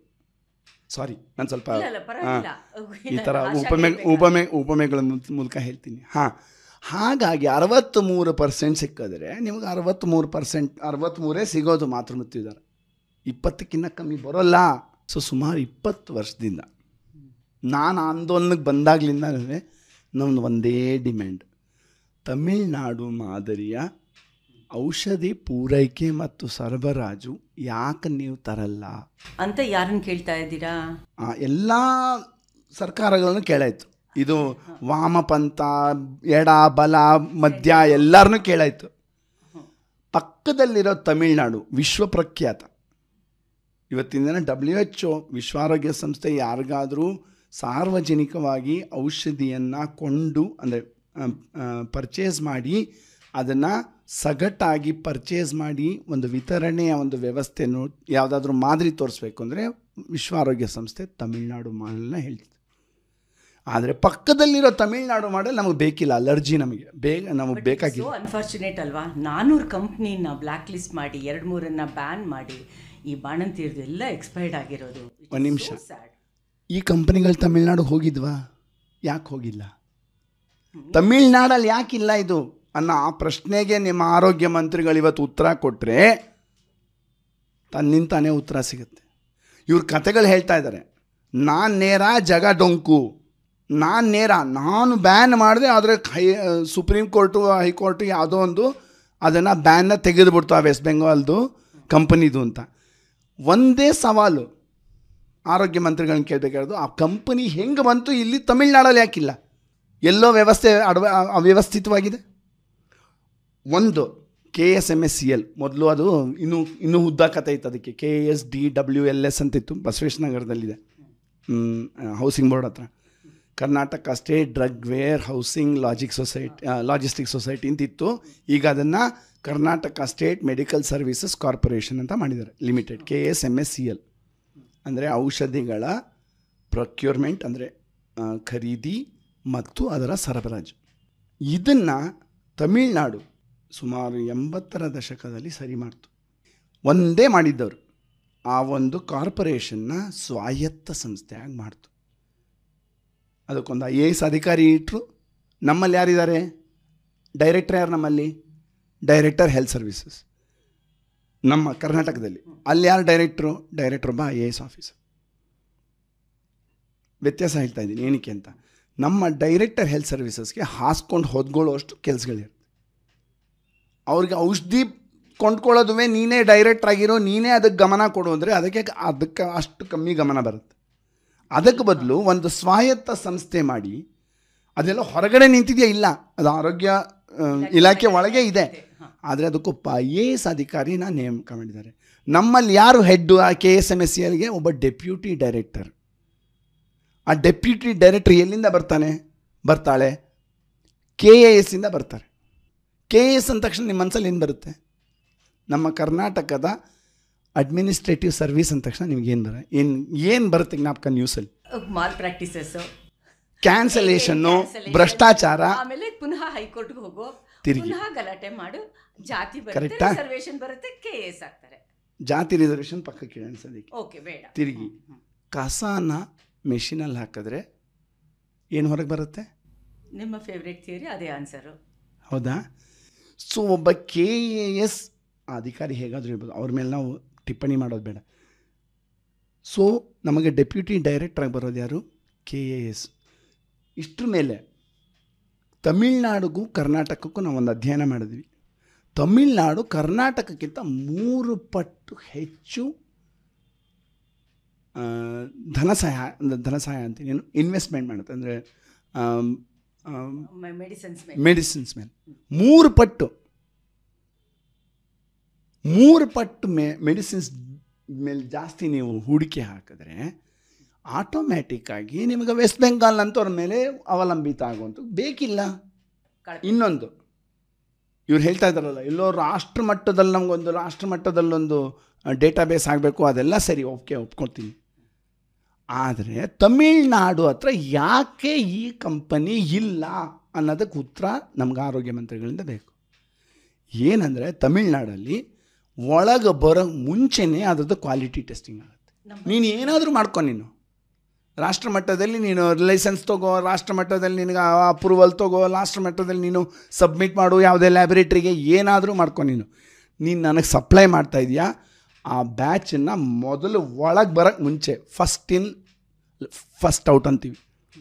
ಅಂದರೆ ಏನು ಒಳಗೆ ಬರುತ್ತೋ ಅದನ್ನು ಇಮಿಡಿಯೇಟಾಗಿ ಸರಬರಾಜು ಮಾಡಲ್ಲ, ಅದನ್ನು ಕ್ವಾರಂಟೈನಲ್ಲಿ ಇಡ್ತಾರೆ. ಅಂದರೆ ಕೆಲ ಸಮಯ ಅದನ್ನು ಇಮ್ಮಿಡಿಯೇಟಾಗಿ ಇವಾಗ ರಾಯಚೂರಿಗೆ ಹೋಗಬೇಕು, ಬೆಳ್ಳಾರಿಗೆ ಹೋಗಬೇಕು ಅಂತ ಮಾಡಲ್ಲ. ಅದನ್ನು ತಮ್ಮ ದಾಸ್ತಾನಲ್ಲಿ ಇಟ್ಕೊಂಡು ಅದರದನ್ನು ಟೆಸ್ಟಿಗೆ ಕಳಿಸ್ತಾರೆ, ಕ್ವಾಲಿಟಿ ಟೆಸ್ಟಿಂಗಿಗೆ. ಅದು ಟೆಸ್ಟ್ ಪಾಸ್ ಆದರೆ ಮಾತ್ರನೇ ಅದನ್ನು ಜಿಲ್ಲೆಗಳಿಗೆ ರಿಲೀಸ್ ಮಾಡ್ತಾರೆ. ಅದೇ ಪ್ಯಾಟ್ರನ್ ಎಲ್ಲರೂ ಮಾಡಲೇಬೇಕಲ್ವಾ? ನಿಮ್ಮಷ್ಟು ನಮಗೆ ಸವಾಲು ಕೇಳಿ ಆರೋಗ್ಯ ಮಂತ್ರಿ ಯಾಕೆ ಮಾಡಲ್ಲ ಅದನ್ನ ಅಂತ. ಅಂದರೆ ತಗೊಂಡು ರಿಲೀಸ್ ಮಾಡು ಅಷ್ಟೇ, ಮುಗಿದೋಯ್ತು. ಯಾಕೆಂದರೆ ಯಾವಾಗಲೂ ಕ್ರೈಸಿಸ್ಸು ನಮ್ಮಲ್ಲಿ. ಹಣ ಫಸ್ಟ್ ಕಮ್ಮಿ, ವ್ಯವಸ್ಥೆ ಸರಿಗಿಲ್ಲ, ಒಂದು ಕಂಪ್ಯೂಟರ್ ಇಲ್ಲ ಈ KSMSCLಲ್ಲಿ. ಒಂದು ಅಂದಾಜು ಸಿಗಲ್ಲ ಯಾವ ಪ್ರಾಥಮಿಕ ಆರೋಗ್ಯ ಕೇಂದ್ರದಲ್ಲಿ ಎಷ್ಟು ಪ್ಯಾರಾಸೆಟಮಾಲ್ ಕೊಡ್ತಾ ಇದ್ದಾರೆ ಅಂತ. ತಮಿಳ್ನಾಡಲ್ಲಿ ನೀವು ಈ ಹೊಸೂರಿನ ಒಂದು ಲಾಸ್ಟ್ ಪ್ರೈಮರಿ ಹೆಲ್ತ್ ಸೆಂಟ್ರಿಗೆ ಹೋಗಿ ಅಲ್ಲಿ ಕಂಪ್ಯೂಟ್ರಲ್ಲಿ ಎಂಟ್ರಾಗುತ್ತೆ, ನಾನು ಇವತ್ತು ಎಷ್ಟು ಪ್ಯಾರಾಸೆಟಮಾಲ್ ಎಷ್ಟು ಜನಕ್ಕೆ ಕೊಟ್ಟೆ ಅಂತ. ಅದು ಅಲ್ಲಿಗೆ ಚೆನ್ನೈಯಲ್ಲಿ ಗೊತ್ತಾಗತ್ತವ್ರಿಗೆ. ತಿರುಗಿ ವ್ಯವಸ್ಥೆ ಸರಿ ಮಾಡಬೇಕು. ಉದಾಹರಣೆಗೆ ಇಷ್ಟು ಬಾಣಂತಿ ಡೆತ್ ಆಗಿದೆಯಲ್ಲ, ಟ್ರ್ಯಾಕ್ ಮಾಡೋಕ್ಕಾಗಲ್ಲ. ಯಾಕೆ? ಎಲ್ಲಿಗೆ ಹೋಗಿದೆ, ಎಲ್ಲೆಲ್ಲಿ ಹೋಗಿದೆ ಆ ಬ್ಯಾಚ್ ಮೆಡಿಸಿನ್ನು, ವಾಪಸ್ ಹಿಂತೆಗೊಳ್ಳೋಣ. ಇನ್ನೂ ಬರ್ತಾನೇ ಇದೆ ಬಾಣಂತಿ ಸಾವಿನ ಹೆಸರು, ಅದೇ ರಿಲ್ಯಾಕ್ಟೇಟು, ಅದೇ ಇದು. ಒಂದು ಫಂಡಮೆಂಟಲ್ ವ್ಯವಸ್ಥೆ ಗೊತ್ತಾಗ್ತಿದೆಯಲ್ಲ. ಇಲ್ಲಿ ವ್ಯಕ್ತಿಯ ಮನೋಭಾವದ ಬಗ್ಗೆ ಮಾತಾಡ್ತಾನೆ ಇಲ್ಲ ನಾವು ಹೇಳ್ತಾ ಇರೋದು ವ್ಯವಸ್ಥೆ ಎಲ್ಲಿದೆ, ನಿಮ್ಮ ಸ್ವಾಯತ್ತತೆ ಎಲ್ಲಿದೆ. ಸೊ ಆ ವೆಸ್ಟ್ ಬೆಂಗಾಲ್ ಉದಾಹರಣೆಗೆ ಎಷ್ಟು ಭ್ರಷ್ಟ ಅಂದರೆ, ನಮ್ಮ ಕರ್ನಾಟಕದ KSMSCL CAG ರಿಪೋರ್ಟ್ ಬಂದಾಗಿದೆ, ಅದ್ರ ಮೇಲೆ ಇನ್ನೊಂದು ಡಿ ಕುನ್ಹಾ ರಿಪೋರ್ಟ್ ಅಂತ ಬಂದಿದೆ. ಸುಮಾರು ಜನ ಹೇಳಾಗಿದೆ ಇದೊಂದು ಭ್ರಷ್ಟವಾಗಿ ನಡೀತಾ ಇರೋ ವ್ಯವಸ್ಥೆ. ಕಂಪ್ಯೂಟರ್ ಮಾಡಿಬಿಟ್ರೆ ಅಲ್ಲಿರೋದು ಇಲ್ಲಿ ಎಲ್ಲ ಪಾರದರ್ಶಕವಾಗಿ ಕಂಡುಬಿಡುತ್ತೆ, ಅದಕ್ಕೆ ಮಾಡಲ್ಲ. ಹಾಗಿದ್ರೆ ಆಯುಷ್ಮಾನ್ ಭಾರತ್, ಆರೋಗ್ಯ ಕರ್ನಾಟಕ, ಅದು ಇದು ಎಲ್ಲ ಕೂಡ ವೇಸ್ಟು. ಇದನ್ನು 20 ವರ್ಷದಿಂದನೂ ಹೇಳ್ತಾ ಇದ್ದೀವಿ. ಎಲ್ಲ ಅವತರಣಿಕೆಗಳು, ನಿಮ್ಮ ಯಶಸ್ವಿನಿ, ಆರೋಗ್ಯಶ್ರೀ, ಎಲ್ಲ ಅವತರಣಿಕೆಗಳನ್ನೂ ನಾವು ಖಂಡಿಸಿದ್ದೀವಿ. ಅದು ಮೊನ್ನೆ ಅದು ಏನು ಇಂಟರ್ವ್ಯೂಲಿ ಹೇಳಿದ್ದಾರೆ ಯಾರು ಆರೋಗ್ಯ ಮಂತ್ರಿಗಳು, ನಮ್ಮ ರಾಜ್ಯದಲ್ಲಿ ಸಿಸೇರಿಯನ್ ಸೆಕ್ಷನ್ ಜಾಸ್ತಿ ಆಗೋಗಿದೆ. ಅದೆಲ್ಲ ಸೂಪರ್ಫಿಷಿಯಲ್. ಇಲ್ಲ, ಯಾಕೆ ಜಾಸ್ತಿ ಆಗಿದೆ? ನೀವು ಆಯುಷ್ಮಾನ್ ಭಾರತಲ್ಲಿ ಅಥವಾ ನಿಮ್ಮ ಇದು ಮುಂದಿದ್ದ ರಾಷ್ಟ್ರೀಯ ಸ್ವಾಸ್ಥ್ಯ ಬಿಮಾ ಯೋಜನೆ ಇರ್ಬೋದು, ಯಶಸ್ವಿನಿ ಇರ್ಬೋದು, ಯಾವಾಗಲೂ ನೀವು ಸಿಸೇರಿಯನ್ಗೆ ಡಾಕ್ಟರ್ಗಳಿಗೆ ಜಾಸ್ತಿ ದುಡ್ಡು ಕೊಟ್ಟಿದ್ದೀರಾ. ಸೊ ಸಿಸೇರಿಯನ್ ನೀವು ಜಾಸ್ತಿ, ಅದು ಸಿಸೇರಿಯನಲ್ಲಿ ಖರ್ಚು ಜಾಸ್ತಿ ಇದೆ, ಕರೆಕ್ಟ್ ಒಪ್ಕೋತೀನಿ. ಆದರೆ ನಿಮ್ಮ ತಾಯಿ ಭಾಗ್ಯ ಯಾಕೆ ಫೇಲ್ ಆಯಿತು? ವ್ಯತ್ಯಾಸ ಇದೆ. ಪೇಮೆಂಟ್ ಟರ್ಮ್ಸ್ ಅಂತೀವಿ. ಒಂದು ಫೀ ಫಾರ್ ಸರ್ವಿಸ್ ಅಂದರೆ, ಸಾರಿ ಇದೊಂದು ಸ್ವಲ್ಪ ಟೆಕ್ನಿಕಲ್ಲು, ಬೇಜಾರು ಮಾಡ್ಕೊಂಡು ಹೇಳಿ. ಫೀ ಫಾರ್ ಸರ್ವಿಸ್ ಪೇಮೆಂಟ್ ಅಂತೀವಿ. ಫೀ ಫಾರ್ ಸರ್ವಿಸ್ ಪೇಮೆಂಟ್ ಅಂದರೆ ಇವಾಗ ನೀವು 100 ಡೆಲಿವರಿ ಮಾಡಿದ್ರೆ ಸರಿನಾ, ಒಂದು ಖಾಸಗೀಕರಣದ ಆಮೇಲೆ ಮಾತಾಡೋಣ, ಖಾಸಗೀಕರಣ ಇವಾಗ ಸದ್ಯಕ್ಕೆ ಬೇಡ. 100 ಡೆಲಿವರಿ ಮಾಡಿದ್ರೆ ನಿಮಗೆ ಸಿ ಸೆಕ್ಷನ್ ಮಾಡಿದ್ರೆ 4,500 ರೂಪಾಯಿ, ನಾರ್ಮಲ್ ಡೆಲಿವರಿ ಮಾಡಿದ್ರೆ 2,500 ರೂಪಾಯಿ. ಯಾವ್ದು ಮಾಡ್ತೀರಾ ನೀವು ಪ್ರೈವೇಟ್ ಆದರೆ? ಆಬ್ವಿಯಸ್ಲಿ. ನೋಡಿ ಎಷ್ಟು ಸ್ವಾಭಾವಿಕವಾಗಿ ಹೇಳ್ತೀರಾ ನೀವು, ಆಬ್ವಿಯಸ್ಲಿ ಅಂತೀರಾ. ಗೊತ್ತಿವಾಗ ಈ ಸಿಸ್ಟಮ್ ಸರಿನಾ? ಒಂದು ನಿಮಿಷ, ಸರಿನಾ? ಇದು ನಿಮ್ಮ ಆಯುಷ್ಮಾನ್ ಭಾರತ್, ಯಾವುದು ಆರೋಗ್ಯಶ್ರೀ ಇದೆಲ್ಲ. ಸೊ ಸರ್ಕಾರ ಏನು ಮಾಡ್ತು, ತಾಯಿ ಭಾಗ್ಯ ತಂತು. ತಾಯಿ ಭಾಗ್ಯದಲ್ಲೇನು ಕ್ಯಾಪಿಟೇಷನ್ ಮೋಡ್ ಅಂತೀವಿ. ಒಂದು ಫೀ ಫಾರ್ ಸರ್ವಿಸ್ ಅಂದರೆ ಎಷ್ಟು ಸರ್ವಿಸ್ ಕೊಡ್ತೀರಾ, ಎಷ್ಟು ನಂಬರು, ಅದು ಮಲ್ಟಿಪ್ಲೈ ಆಗುತ್ತೆ. ಕ್ಯಾಪಿಟೇಷನಲ್ಲಿ ನೀನು ಏನಾದರೂ ಮಾಡು, ನಾರ್ಮಲ್ ಮಾಡು, ಸಿಸೇರಿಯನ್ ಮಾಡು, ನೀನು 100 ಡೆಲಿವರಿಗೆ 3 ಲಕ್ಷ ರೂಪಾಯಿ. ಏನಾಗತ್ತಾಗ? ಎಲ್ಲವೂ ಬ್ಯಾಲೆನ್ಸ್ ಆಗುತ್ತೆ. ಹೌದಾ? ಯಾವ್ದು ಕ್ರಿಟಿಕಲ್ಲೋ ಅದಕ್ಕೆ ಸಿಸೇರಿಯನ್ ಮಾಡ್ತೀನಿ, ಸಾಧ್ಯವಾದಷ್ಟು ನಾನು ನಾರ್ಮಲ್ ಮಾಡ್ತೀನಿ. ಇವತ್ತಿನ ದಿನ ತುಮಕೂರು ಜಿಲ್ಲೆಯಲ್ಲಿ ನಾವೆಲ್ಲ ವಿಶ್ವಾದ್ಯಂತ ಇವಾಗ ಪ್ರಸಿದ್ಧಿ 80% ಹೋಗಿದೆ ಸಿಸೇರಿಯನ್ ಸೆಕ್ಷನ್. ತಿರುಗಿ ನಾವು ಇಂಡಿವಿಜುವಲ್ನ ಬೆಲೆ ಮಾಡ್ತೀವಿ. ಆ ಮಹಿಳೆ ಬಂದಳು, ಇಲ್ಲ ಅವ್ರಿಗೆಲ್ಲ ಬೇಕು, ಅವ್ರಿಗೆ ನೋವು ಬೇಕಿಲ್ಲ, ಅವರು ಟೈಮಿಗೆ ಆ ಗಳಿಗೆ ಆ ಮುಹೂರ್ತಕ್ಕೆ ಅವ್ರಿಗೆ ಅಂತ, ಇದೆಲ್ಲ ಕಥೆಗಳು ಮಿಡ್ಲ್ ಕ್ಲಾಸ್. ಸೊ ಹಾಗಾಗಿ ನೀವು ತಂದಿರೋ ವ್ಯವಸ್ಥೆ ಇದು. ನಾಳೆ ತಾಯಿ ಭಾಗ್ಯನ ಸ್ಟ್ರಿಕ್ಟಾಗಿ ಇಂಪ್ಲಿಮೆಂಟ್ ಮಾಡಿ, ಹೆಂಗೆ ಸಿಸೇರಿಯನ್ ಜಾಸ್ತಿ ಆಗುತ್ತೆ? ಇಲ್ಲಿ ಇನ್ನೂ ಮಜಾ ಏನು ಹೇಳ್ತೀನಿ, RSBY ಇದೆ, ಅದೇ ಸಮುದಾಯಕ್ಕೆ, ಯಾವುದು BPL. ಇವಾಗ RSBY ಇಲ್ಲ, ಇರಲಿ, ತಾಯಿ ಭಾಗ್ಯನೂ BPLಗೆ, ಸರಿನಾ? ಇದು ಎರಡೂ ಸ್ಕೀಮ್ ನಡೆಸ್ತಾ ಇದ್ದರೆ ಡಾಕ್ಟ್ರ್ ಯಾವ ಸ್ಕೀಮ್ ತಗೋತಾನೆ? ಲ್ಯೂಕ್ರೇಟಿವ್ ಆಗಿರುತ್ತೋ. ಸೊ ಕರ್ನಾಟಕದಲ್ಲಿ ನಾಯಿ ಬಾಲ ಅಲ್ಲಾಡಿಸ್ಬೇಕಾ, ಬಾಲ ನಾಯಿ ಅಲ್ಲಾಡಿಸ್ಬೇಕಾ? ಯಾರು ಯಾರನ್ನು ನಿಯಂತ್ರಣ ಮಾಡಬೇಕು? ಬೇಡ್ಕೊಂಡ್ರೂ ತಾಯಿ ಭಾಗ್ಯ ಅಲ್ಲಿ ಬರೋಲ್ಲ ಡಾಕ್ಟ್ರುಗಳು. ಯಾಕೆಂದರೆ ಸರ್ಕಾರಿ ವ್ಯವಸ್ಥೆ ಅಷ್ಟು ಕ್ಷೀಣವಾಗಿದೆ. ಇರೋ ಸ್ಥಿತಿ. ನಾವು ಯಾವಾಗಲೂ ತ್ರಿಶಂಕು, ನಾವು ಮೇಲೂ ಹೋಗಲ್ಲ, ಕೆಳಗೂ ಬರೋಲ್ಲ. ಸಾಕ್ಷರತೆ ತಗೊಳ್ಳಿ, ಮಿಡಲ್ ರೇಂಜಿಂಗ್, ಸರಿನಾ? ಆರೋಗ್ಯ ತಗೊಳ್ಳಿ, ಮಿಡಲ್ ರೇಂಜಿಂಗ್. ಹಂಗರ್ ಇಂಡೆಕ್ಸ್ ತಗೊಳ್ಳಿ, ಮಿಡಲ್ ರೇಂಜಿಂಗ್. ಅಂದರೆ ನಾವು ತೀರಾ ಕಳಪೆ ಅಲ್ಲ ಬಿಹಾರದಷ್ಟು, ಆದರೆ ತಮಿಳ್ನಾಡು ಕೇರಳ ಅಷ್ಟು ಬೆಟರೂ ಇಲ್ಲ. ಆ ಥರ ತಗೊಂಡ್ರೆ ನಾವು ಕರ್ನಾಟಕದಿಂದ ಬೆಂಗಳೂರನ್ನ ತೆಗೆದುಬಿಡ್ತು ಅಂದರೆ ಕರ್ನಾಟಕ ಮುಗೀತು. ಬೆಂಗಳೂರೇ ತಿರುಗಿ ಅಸಮಾನ ಆಗ್ತಾ ಇರೋದು. ಹೌದು. ಹಾಗಾಗಿ ನಾವು ಹೇಳೋದು, ಎಲ್ಲಿವರೆಗೂ ನೀವು ಸಮಾನ ಸಮಾಜದ ಕಡೆ ಹೋಗಲ್ಲ, ಎಲ್ಲಿವರೆಗೂ ಕಲ್ಯಾಣಕಾರಿ. ಅದಕ್ಕೆ ನಮಗೆ ಶಕ್ತಿ ಅಂತ ಯೋಜನೆಗಳು ಬಹಳ ಮುಖ್ಯ. ಆ 2,000 ರೂಪಾಯಿ ಮಹಿಳೆ ಕೈಯಲ್ಲಿ ಕೊಡಿ ತಿಂಗಳಿಗೆ. ಆ ಮಹಿಳೆ ಏನು ಮಾಡ್ತಾಳೆ, ಸ್ಕೂಲ್ ಫೀಸಾ ಇಲ್ಲ ಇದನ್ನು ಮಾಡ್ತಾಳೆ, ಏನು ಮನೆಗೆ ದಿನಸಿ ತರದ ಔಷಧಿಗಳ ವ್ಯವಸ್ಥೆ ಮಾಡೋದ, ಏನೋ ಒಂದು ಮಾಡ್ತಾಳೆ ಮಹಿಳೆ. ಆದರೆ ಮಧ್ಯಮ ವರ್ಗಕ್ಕೆ ಕಣ್ಣು ಕೆಂಪಾಗುತ್ತೆ. ನೀವು ಆ ಥರನೂ ಹೇಳೋಕ್ಕಾಗಲ್ಲ ಪ್ರಸನ್ನ, ಬಿಕಾಸ್ ಮಧ್ಯಮ ವರ್ಗದವರು ಇಲ್ಲೂ ಇಲ್ಲ ಅಲ್ಲೂ ಇಲ್ಲ, ಅದಕ್ಕೆ ಮಧ್ಯಮ ಮಿಡ್ಲ್ ಕ್ಲಾಸ್ ಆಗಿರೋದು. ಮಧ್ಯಮ ಬೇಡ, ಸರಿ ಉಳ್ಳವರೇ ಹೇಳ್ಕೊಳ್ಳೋಣ, ಮಧ್ಯಮನೂ ಬಿಟ್ಕೊಳ್ಳೋಣ. ಮಧ್ಯಮ ಏನು ಉಳ್ಳವರು, ಇವರುಗಳಿಗೆ ಕಣ್ಣು ಕೆಂಪು. ಯಾಕೆ ಅಂದರೆ ಮಹಿಳೆಯರ ಸಬಲೀಕರಣ ಆಗುತ್ತೆ. ಮಹಿಳೆಯರು ಇವತ್ತಿನ ದಿನ ಎಲ್ಲಿ ಬೇಕಾದರೂ ಸ್ವತಂತ್ರವಾಗಿ ಓಡಾಡೋದಕ್ಕೆ ಅವರಿಗೆ ಒಂದು ಸ್ವಾಯತ್ತತೆ ಸಿಕ್ಕಿದೆ. ಹೌದಾ ಇಲ್ವಾ? ಇಲ್ಲ, ಅವಳೆಲ್ಲೋ ದೇವಸ್ಥಾನಗಳಿಗೆ ಅಳಿತಾ ಇದ್ದಾಳೆ, ಅವಳೆಲ್ಲೋ ಯಾಕೆ ಬೇಕು? ನೋ ಪ್ರಸನ್ನ, ಇದನ್ನ ಫುಲ್ ನಾನು ಐ ಮೀನ್ ಅಕ್ಸೆಪ್ಟ್ ಬೇಕಿಲ್ಲ, ಮಾಡ್ಕೊಳ್ಳೋದಿಲ್ಲ. ಒಪ್ಕೊಳ್ಳಿ. ನಾ ಹೇಳ್ತೇನೆ, ಅಲ್ಲ, ನಾನು ಹೇಳಿದ್ದು ಜನರಲ್ ಆಗಿ ನಾನು ಹೇಳ್ತಾ ಇರೋದು. ಯಾಕೆ ಅಂತಂದರೆ ನಮ್ದು ಮಾತ್ರ ಮಾತಾಡೋಣ, ನಾವು ಕರ್ನಾಟಕ ಮಾತ್ರ ಮಾತಾಡೋಣ.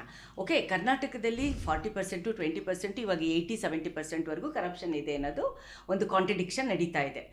ಇಂಥ ಟೈಮ್ನಲ್ಲಿ ಈ ದುಡ್ಡು ಕರಪ್ಷನ್ಗೂ ಹೋಗುತ್ತೆ, ಈ ಥರ ಫ್ರೀ ಬೀಸ್ಗೂ ಹೋಗುತ್ತೆ ಅನ್ನೋದು ಒಂದು ರೆಲೆವೆಂಟ್ ಆರ್ಗ್ಯುಮೆಂಟ್ ಅಂತ ಹೇಳೋದಿಲ್ಲ, ಒಂದು ಕೋಪದ ಆರ್ಗ್ಯುಮೆಂಟ್ ಅಂತ ಹೇಳ್ತೀನಿ. ಸಪೋಸ್ ನಾನು ಮುಗಿಸ್ತೀನಿ.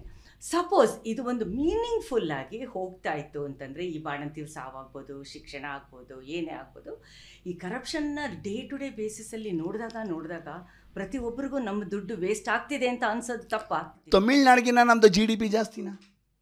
ಇಲ್ಲ, ಒಂದು ನಿಮಿಷ, ಎಲ್ಲೋ ಒಂದು ಕಡೆ ಯಾವುದೋ ಒಂದು ನಿಜ ಇರಬೇಕಲ್ಲ. ಇಲ್ಲ, ನೀವು ಹೇಳ್ಕೊಳ್ಳಿ ನಿಮ್ಮದು ರಾಜ್ಯ, ನಿಮ್ಮಲ್ಲಿ ಹಣ ಇಲ್ಲ ಅಂತ ಒಂದು ಹೇಳ್ಕೊಳ್ಳಿ. ಒಂದು ಅನ್ಯಾಯ ಆಗ್ತಾ ಇರೋದು ದಕ್ಷಿಣ ರಾಜ್ಯಗಳಿಗೆ, ಅದು ಬೇರೆ ವಿಷಯ. ಹಣ ಬರದೇ ಇರೋಂಥದ್ದು ಕೇಂದ್ರ ಸರ್ಕಾರದಿಂದ, ಈ GST ಹಾವಳಿಲಿ ಕೇಂದ್ರ ಸರ್ಕಾರದಿಂದ ಬರದೇ ಇರೋಂಥ ಒಂದು ವಿಷಯ, ಅದು ಬೇರೆ. ಆ ಹಣ ಬಂದರೂ ಸಹ ನಿಮ್ಮ ಶಕ್ತಿ ನಡೆಯುತ್ತೆ. ಉದಾಹರಣೆಗೆ ಕೇಂದ್ರ ಸರ್ಕಾರ ಹಣ ಕೊಟ್ಟರೂ ಸಹ, ಯಾವುದು ತಮಿಳುನಾಡು, ಕರ್ನಾಟಕ, ಆಂಧ್ರ ಪ್ರದೇಶ, ಕೇರಳಗಳಿಗೆ ಬರಬೇಕಾಗಿರೋಂಥ ಹಣ ಸರಿಯಾಗಿ ನ್ಯಾಯಯುತವಾಗಿ ಕೊಟ್ಟರೆ 25 ಶಕ್ತಿ ಸ್ಕೀಮ್ಗಳು ನಡೆಸ್ಬೋದು. ನಾ ಹೇಳ್ತಾ ಇರೋದೇನು ಅಂದರೆ, ನಿಮ್ಮ ಭ್ರಷ್ಟಾಚಾರಕ್ಕೆ ತಮಿಳ್ನಾಡಿಗೆ ಉತ್ತರ ಇದೆ. ತಮಿಳ್ನಾಡು ಭ್ರಷ್ಟ, ಸರಿನಾ? ನೀವು ಹೇಳ್ತಾ ಇದ್ದೀರಾ ನಿಮ್ಮ ರಾಜ್ಯ 3ನೇ ರಾಜ್ಯ ಯಾವುದರಲ್ಲಿ GDPಲಿ, ಅಂದರೆ ತಮಿಳ್ನಾಡಿಗಿನ ಬೆಟರ್, ಅಂದರೆ ತಮಿಳ್ನಾಡಿಗಿನ ಜಾಸ್ತಿ ನೀವು ಕಲ್ಯಾಣಕಾರಿ ಕೆಲಸ ಮಾಡಬೇಕು. ಹೌದಾ? ಎಲ್ಲೋ ಒಂದು ಕಡೆ ಅದು ಹೇಳಬೇಕಾ ನೀವು, ಇಲ್ವಾ? ಸೊ ಭ್ರಷ್ಟಾಚಾರ ಅನ್ನೋ ಆರ್ಗ್ಯುಮೆಂಟ್ ವರ್ಕ್ ಆಗಲ್ಲ.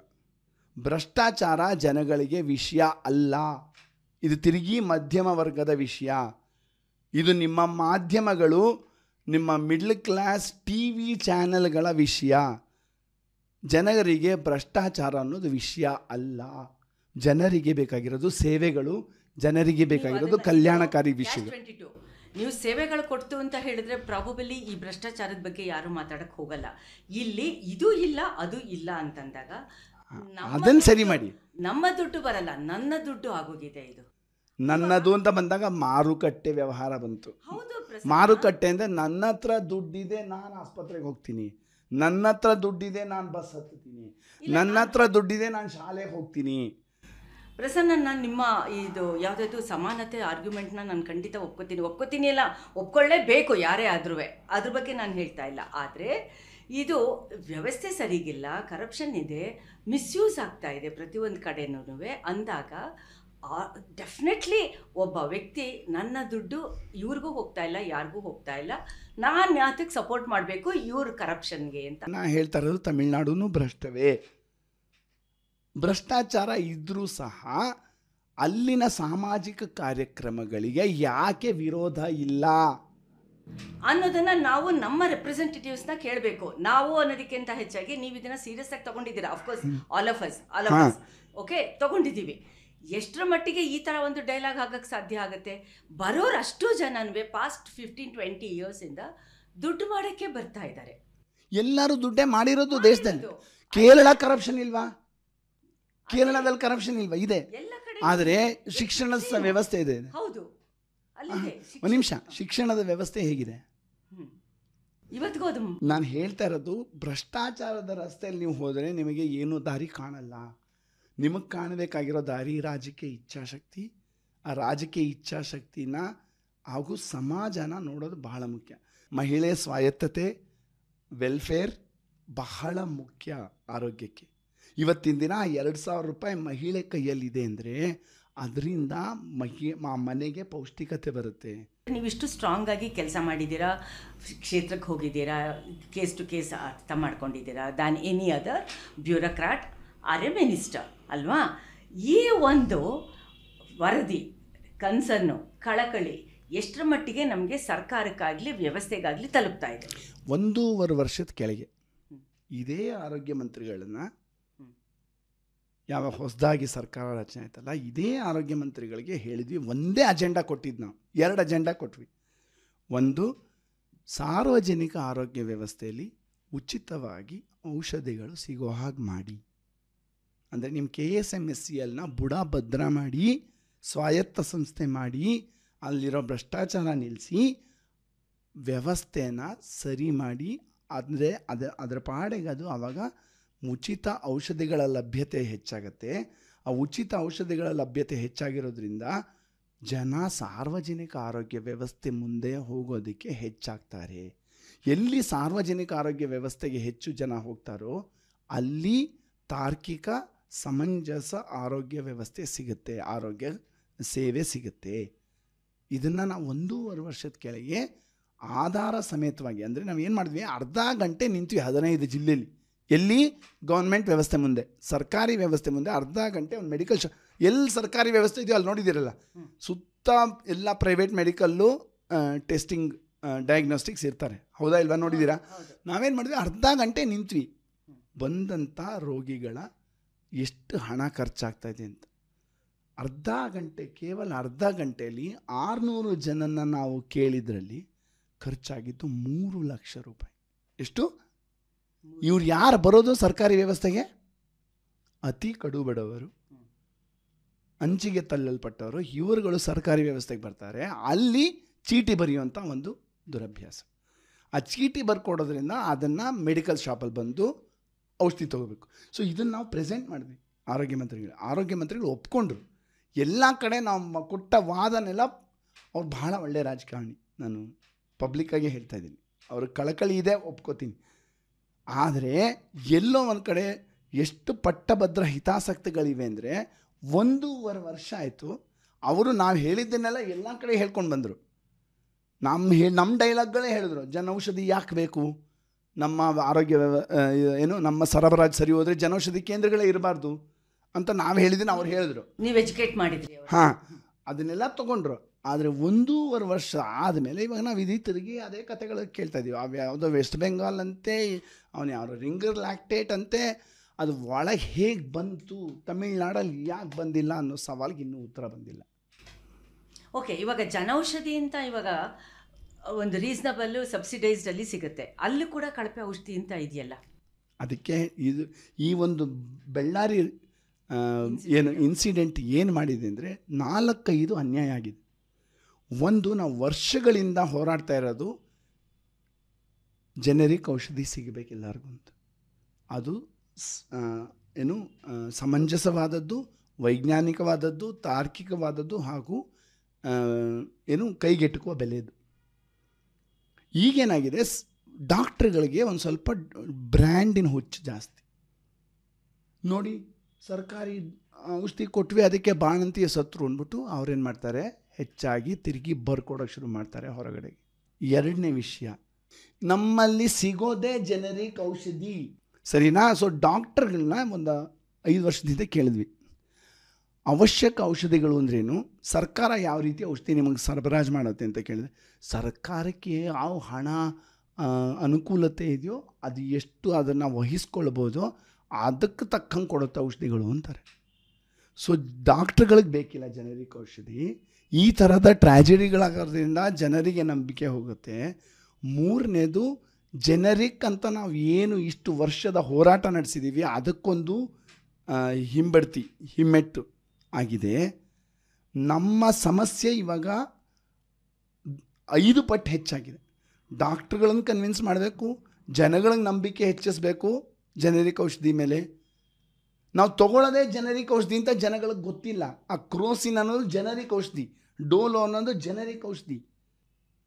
ಫ್ರೀಯಾಗಿ ಸಿಗಬೇಕು ಗೌರ್ಮೆಂಟಲ್ಲಿ ಫ್ರೀಯಾಗಿ ಸಿಕ್ಕಿದ್ರೆ ನೋಡು, ಫ್ರೀ ಔಷಧಿ, ಕಳಪೆ ಔಷಧಿ. ಇದನ್ನು ಹೋಗ್ಲಾಡ್ಸೋಕ್ಕೆ ನಮ್ಮ ಮಿತ್ರ ಸಂಸ್ಥೆ IPHನವರು ಒಂದು ಸ್ಟಡಿ ಮಾಡಿದ್ರು. ಅವ್ರೇನು ಮಾಡಿದ್ರು, ಬಾಲಾಜಿ ಮೆಡಿಕಲ್, ಲಕ್ಷ್ಮಿ ಮೆಡಿಕಲಿಂದ ಔಷಧಿ ತೊಗೊಂಡು ಮೇಲೆ ಕೇಸ್ ಹಾಕ್ಬಿಡ್ತಾರೆ. 25 ಬಾಲಾಜಿ ಮೆಡಿಕಲ್ ಇದೆ, ಯಾವ ಬಾಲಾಜಿ ಮೆಡಿಕಲ್ ಹಾಕ್ತಾರೆ, ಇರಲಿ ಆಯಿತಾ. ಸರ್ಕಾರಿ ಔಷಧಿನೂ ತೊಗೊಂಡ್ರು, 2ನ್ನೂ ಲ್ಯಾಬಿಗೆ ಕಳಿಸಿದ್ರು. 2ರಿಂದನೂ ಬಂದದ್ದು ಗುಣವತ್ತತೆ, ದಕ್ಷತೆ, ಎಫೆಕ್ಟಿವ್ನೆಸ್ ಏನೂ ವ್ಯತ್ಯಾಸ ಇಲ್ಲ. ಆ ಒಂದು ಭ್ರಮೆ ಹೋಗ್ಸೋದಕ್ಕೆ, ಸರ್ಕಾರಿ ಔಷಧಿ ಅಂದರೆ ಕಳಪೆ ಔಷಧಿ ಅನ್ನೋದನ್ನು ಹೋಗ್ಸೋದಕ್ಕೆ ಈ ಸರ್ಕಸ್ಗಳೆಲ್ಲ ನಾವು ಮಾಡಿದ್ವಿ. ಆದರೆ ಸರ್ಕಾರ ಉಚಿತ ಔಷಧಿ ಯಾಕೆ ಸರಬರಾಜು ಮಾಡಲ್ಲ? ಪಕ್ಕದ ತಮಿಳ್ನಾಡಲ್ಲಿರುವಂಥ ಮಾದರಿ ಇಲ್ಲಿ ಯಾಕೆ ತರಲ್ಲ? ಆ ಸವಾಲನ್ನು ನಮ್ಮ ಆರೋಗ್ಯ ವ್ಯವಸ್ಥೆಗೆ ಹಾಕಬೇಕು. ಇವಾಗ ನಾವು ಇನ್ನೇನು ಪಾಡ್ಕಾಸ್ಟ್ ಮುಗಿಸ್ಕೊಂಡ್ರು ಕೂಡ ಇದೇ ಥರ ಪ್ರಶ್ನೆಗಳನ್ನ ಇಟ್ಕೊಂಡೇ ನಾವು ಮಾತುಕತೆ ಮುಗಿಸ್ಕೊತಾ ಇದ್ದೀವಿ. ನಂಗೆ ಇವಾಗ ಮೋಸ್ಟ್ ಇಂಪಾರ್ಟೆಂಟ್ ಅಂದರೆ ನಿಮ್ಗಳನ್ನು ಹತ್ತಿರದಿಂದ ಕಂಡಿದ್ದೀನಿ. ಎಷ್ಟೋ ಜನ ಫ್ರೆಂಡ್ಸೇ ನೀವುಗಳು, ಯಾರೂ ಏನು ಹೊಸೊಬ್ರು ಇದ್ದಕ್ಕಿದ್ದಂಗೆ ಪಾಡ್ಕಾಸ್ಟ್ ಬಂದವರಲ್ಲ. ನಿಮ್ಮದು ಮೈನಸ್ಸು ಗ್ರಾಫು ಎಲ್ಲೂ ಹತ್ತಿರದಿಂದ ಕಂಡಿರೋದು ಪಾರ್ಟ್ ಆಫ್ ದ ಮೂಮೆಂಟ್. ಅದು ಯಾತಕ್ಕೆ ಒಂದು ಚೂರು ಪೆನಿಟ್ರೇಟ್ ಮಾಡೋಕ್ಕಾಗಿಲ್ಲ 5%? ಇಲ್ಲ ಇಲ್ಲ, ಅದಕ್ಕೆ ತಿರುಗಿ ಇವಿಷ್ಟೊತ್ತು ನಾವು ಗ್ಲಾಸ್ ಅರ್ಧ ಖಾಲಿ ಮಾತಾಡಿದ್ವಿ. ಹೆಂಗೆ 68 ಮ್ಯಾಜಿಕ್ ಆಗೋಯ್ತು? 68 ಬಂದಿದ್ದು ಇನ್ನು 300 ಹತ್ರ ಇದ್ದಿದ್ದು ಏನು ಮುತ್ತಿದಾರ 68ಕ್ಕೆ ಬಂದಿದ್ದು ಮ್ಯಾಜಿಕ್ ಅಲ್ಲ. ಅದಕ್ಕೂ ಆಂದೋಲನ ರಾಷ್ಟ್ರ ಮಟ್ಟದಲ್ಲಿ, ರಾಜ್ಯ ಮಟ್ಟದಲ್ಲಿ ಹೋರಾಟ ಮಾಡಿ ರಾಷ್ಟ್ರೀಯ ಗ್ರಾಮೀಣ ಆರೋಗ್ಯ ಅಭಿಯಾನ ತರೋದಕ್ಕೆ ಅಂತಲೇ ನಾವೇ ನಿಂತು ಬರೆದು ನೀತಿ ಮಾಡಿ ತಂದಂಥದ್ದು. ಮನಮೋಹನ್ ಸಿಂಗ್ ಟೈಮ್ನಲ್ಲಿ ಹೌದು.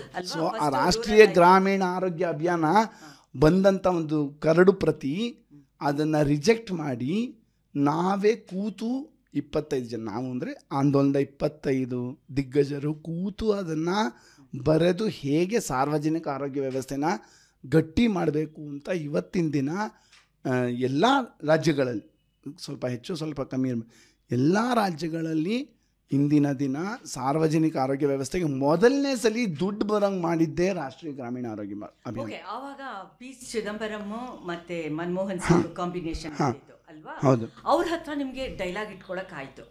ಹೌದು. ಅದಕ್ಕೆ ಅಲ್ಲಿ ಎಫೆಕ್ಟಿವ್ ಆಯಿತು. ಫಸ್ಟು ರೂರಲ್ಗೆ ಬಂತು, ಗ್ರಾಮೀಣ ಪ್ರದೇಶಕ್ಕೆ ಬಂತು, ಆಮೇಲೆ ಅರ್ಬನ್ಗೂ ಬಂತದು. ಅಲ್ಲಿ ಅರ್ಬನ್ಗೆ ಬರೋಷ್ಟೊತ್ತಿಗೆ ಮಾರುಕಟ್ಟೆ ಸೇರಿ ತೀರ್ಸ್ಕೊಂಡ್ಬಿಡ್ತು, ಮಾರುಕಟ್ಟೆ ಕೈ ಎತ್ಬಿಡ್ತು. ಯಾವಾಗ ಸರ್ಕಾರಿ ವ್ಯವಸ್ಥೆ ಯಾವಾಗ ಬಲಿಷ್ಠಗೊಳ್ಳೋಕೆ ಶುರುವಾಯಿತು, ಖಾಸಗಿಯವರು ತಮ್ಮ ಬಾಲ ಎತ್ತಿದ್ರು. ಹಾಗಾಗಿ ಎಲ್ಲ ಕಡೆ NRHM ಕೆಳಗಡೆ ಫ್ಲೆಕ್ಸಿಬಲ್ ಫಂಡ್ಸ್ ಅಂತ ಇದ್ದಿದ್ದನ್ನು PPP ಮೂಲಕ ಎಲ್ಲ ಕಡೆ ಖಾಸಗಿಯನ್ನು ತರುವಂಥ ಒಂದು ಹುನ್ನಾರ ನಡೀತು.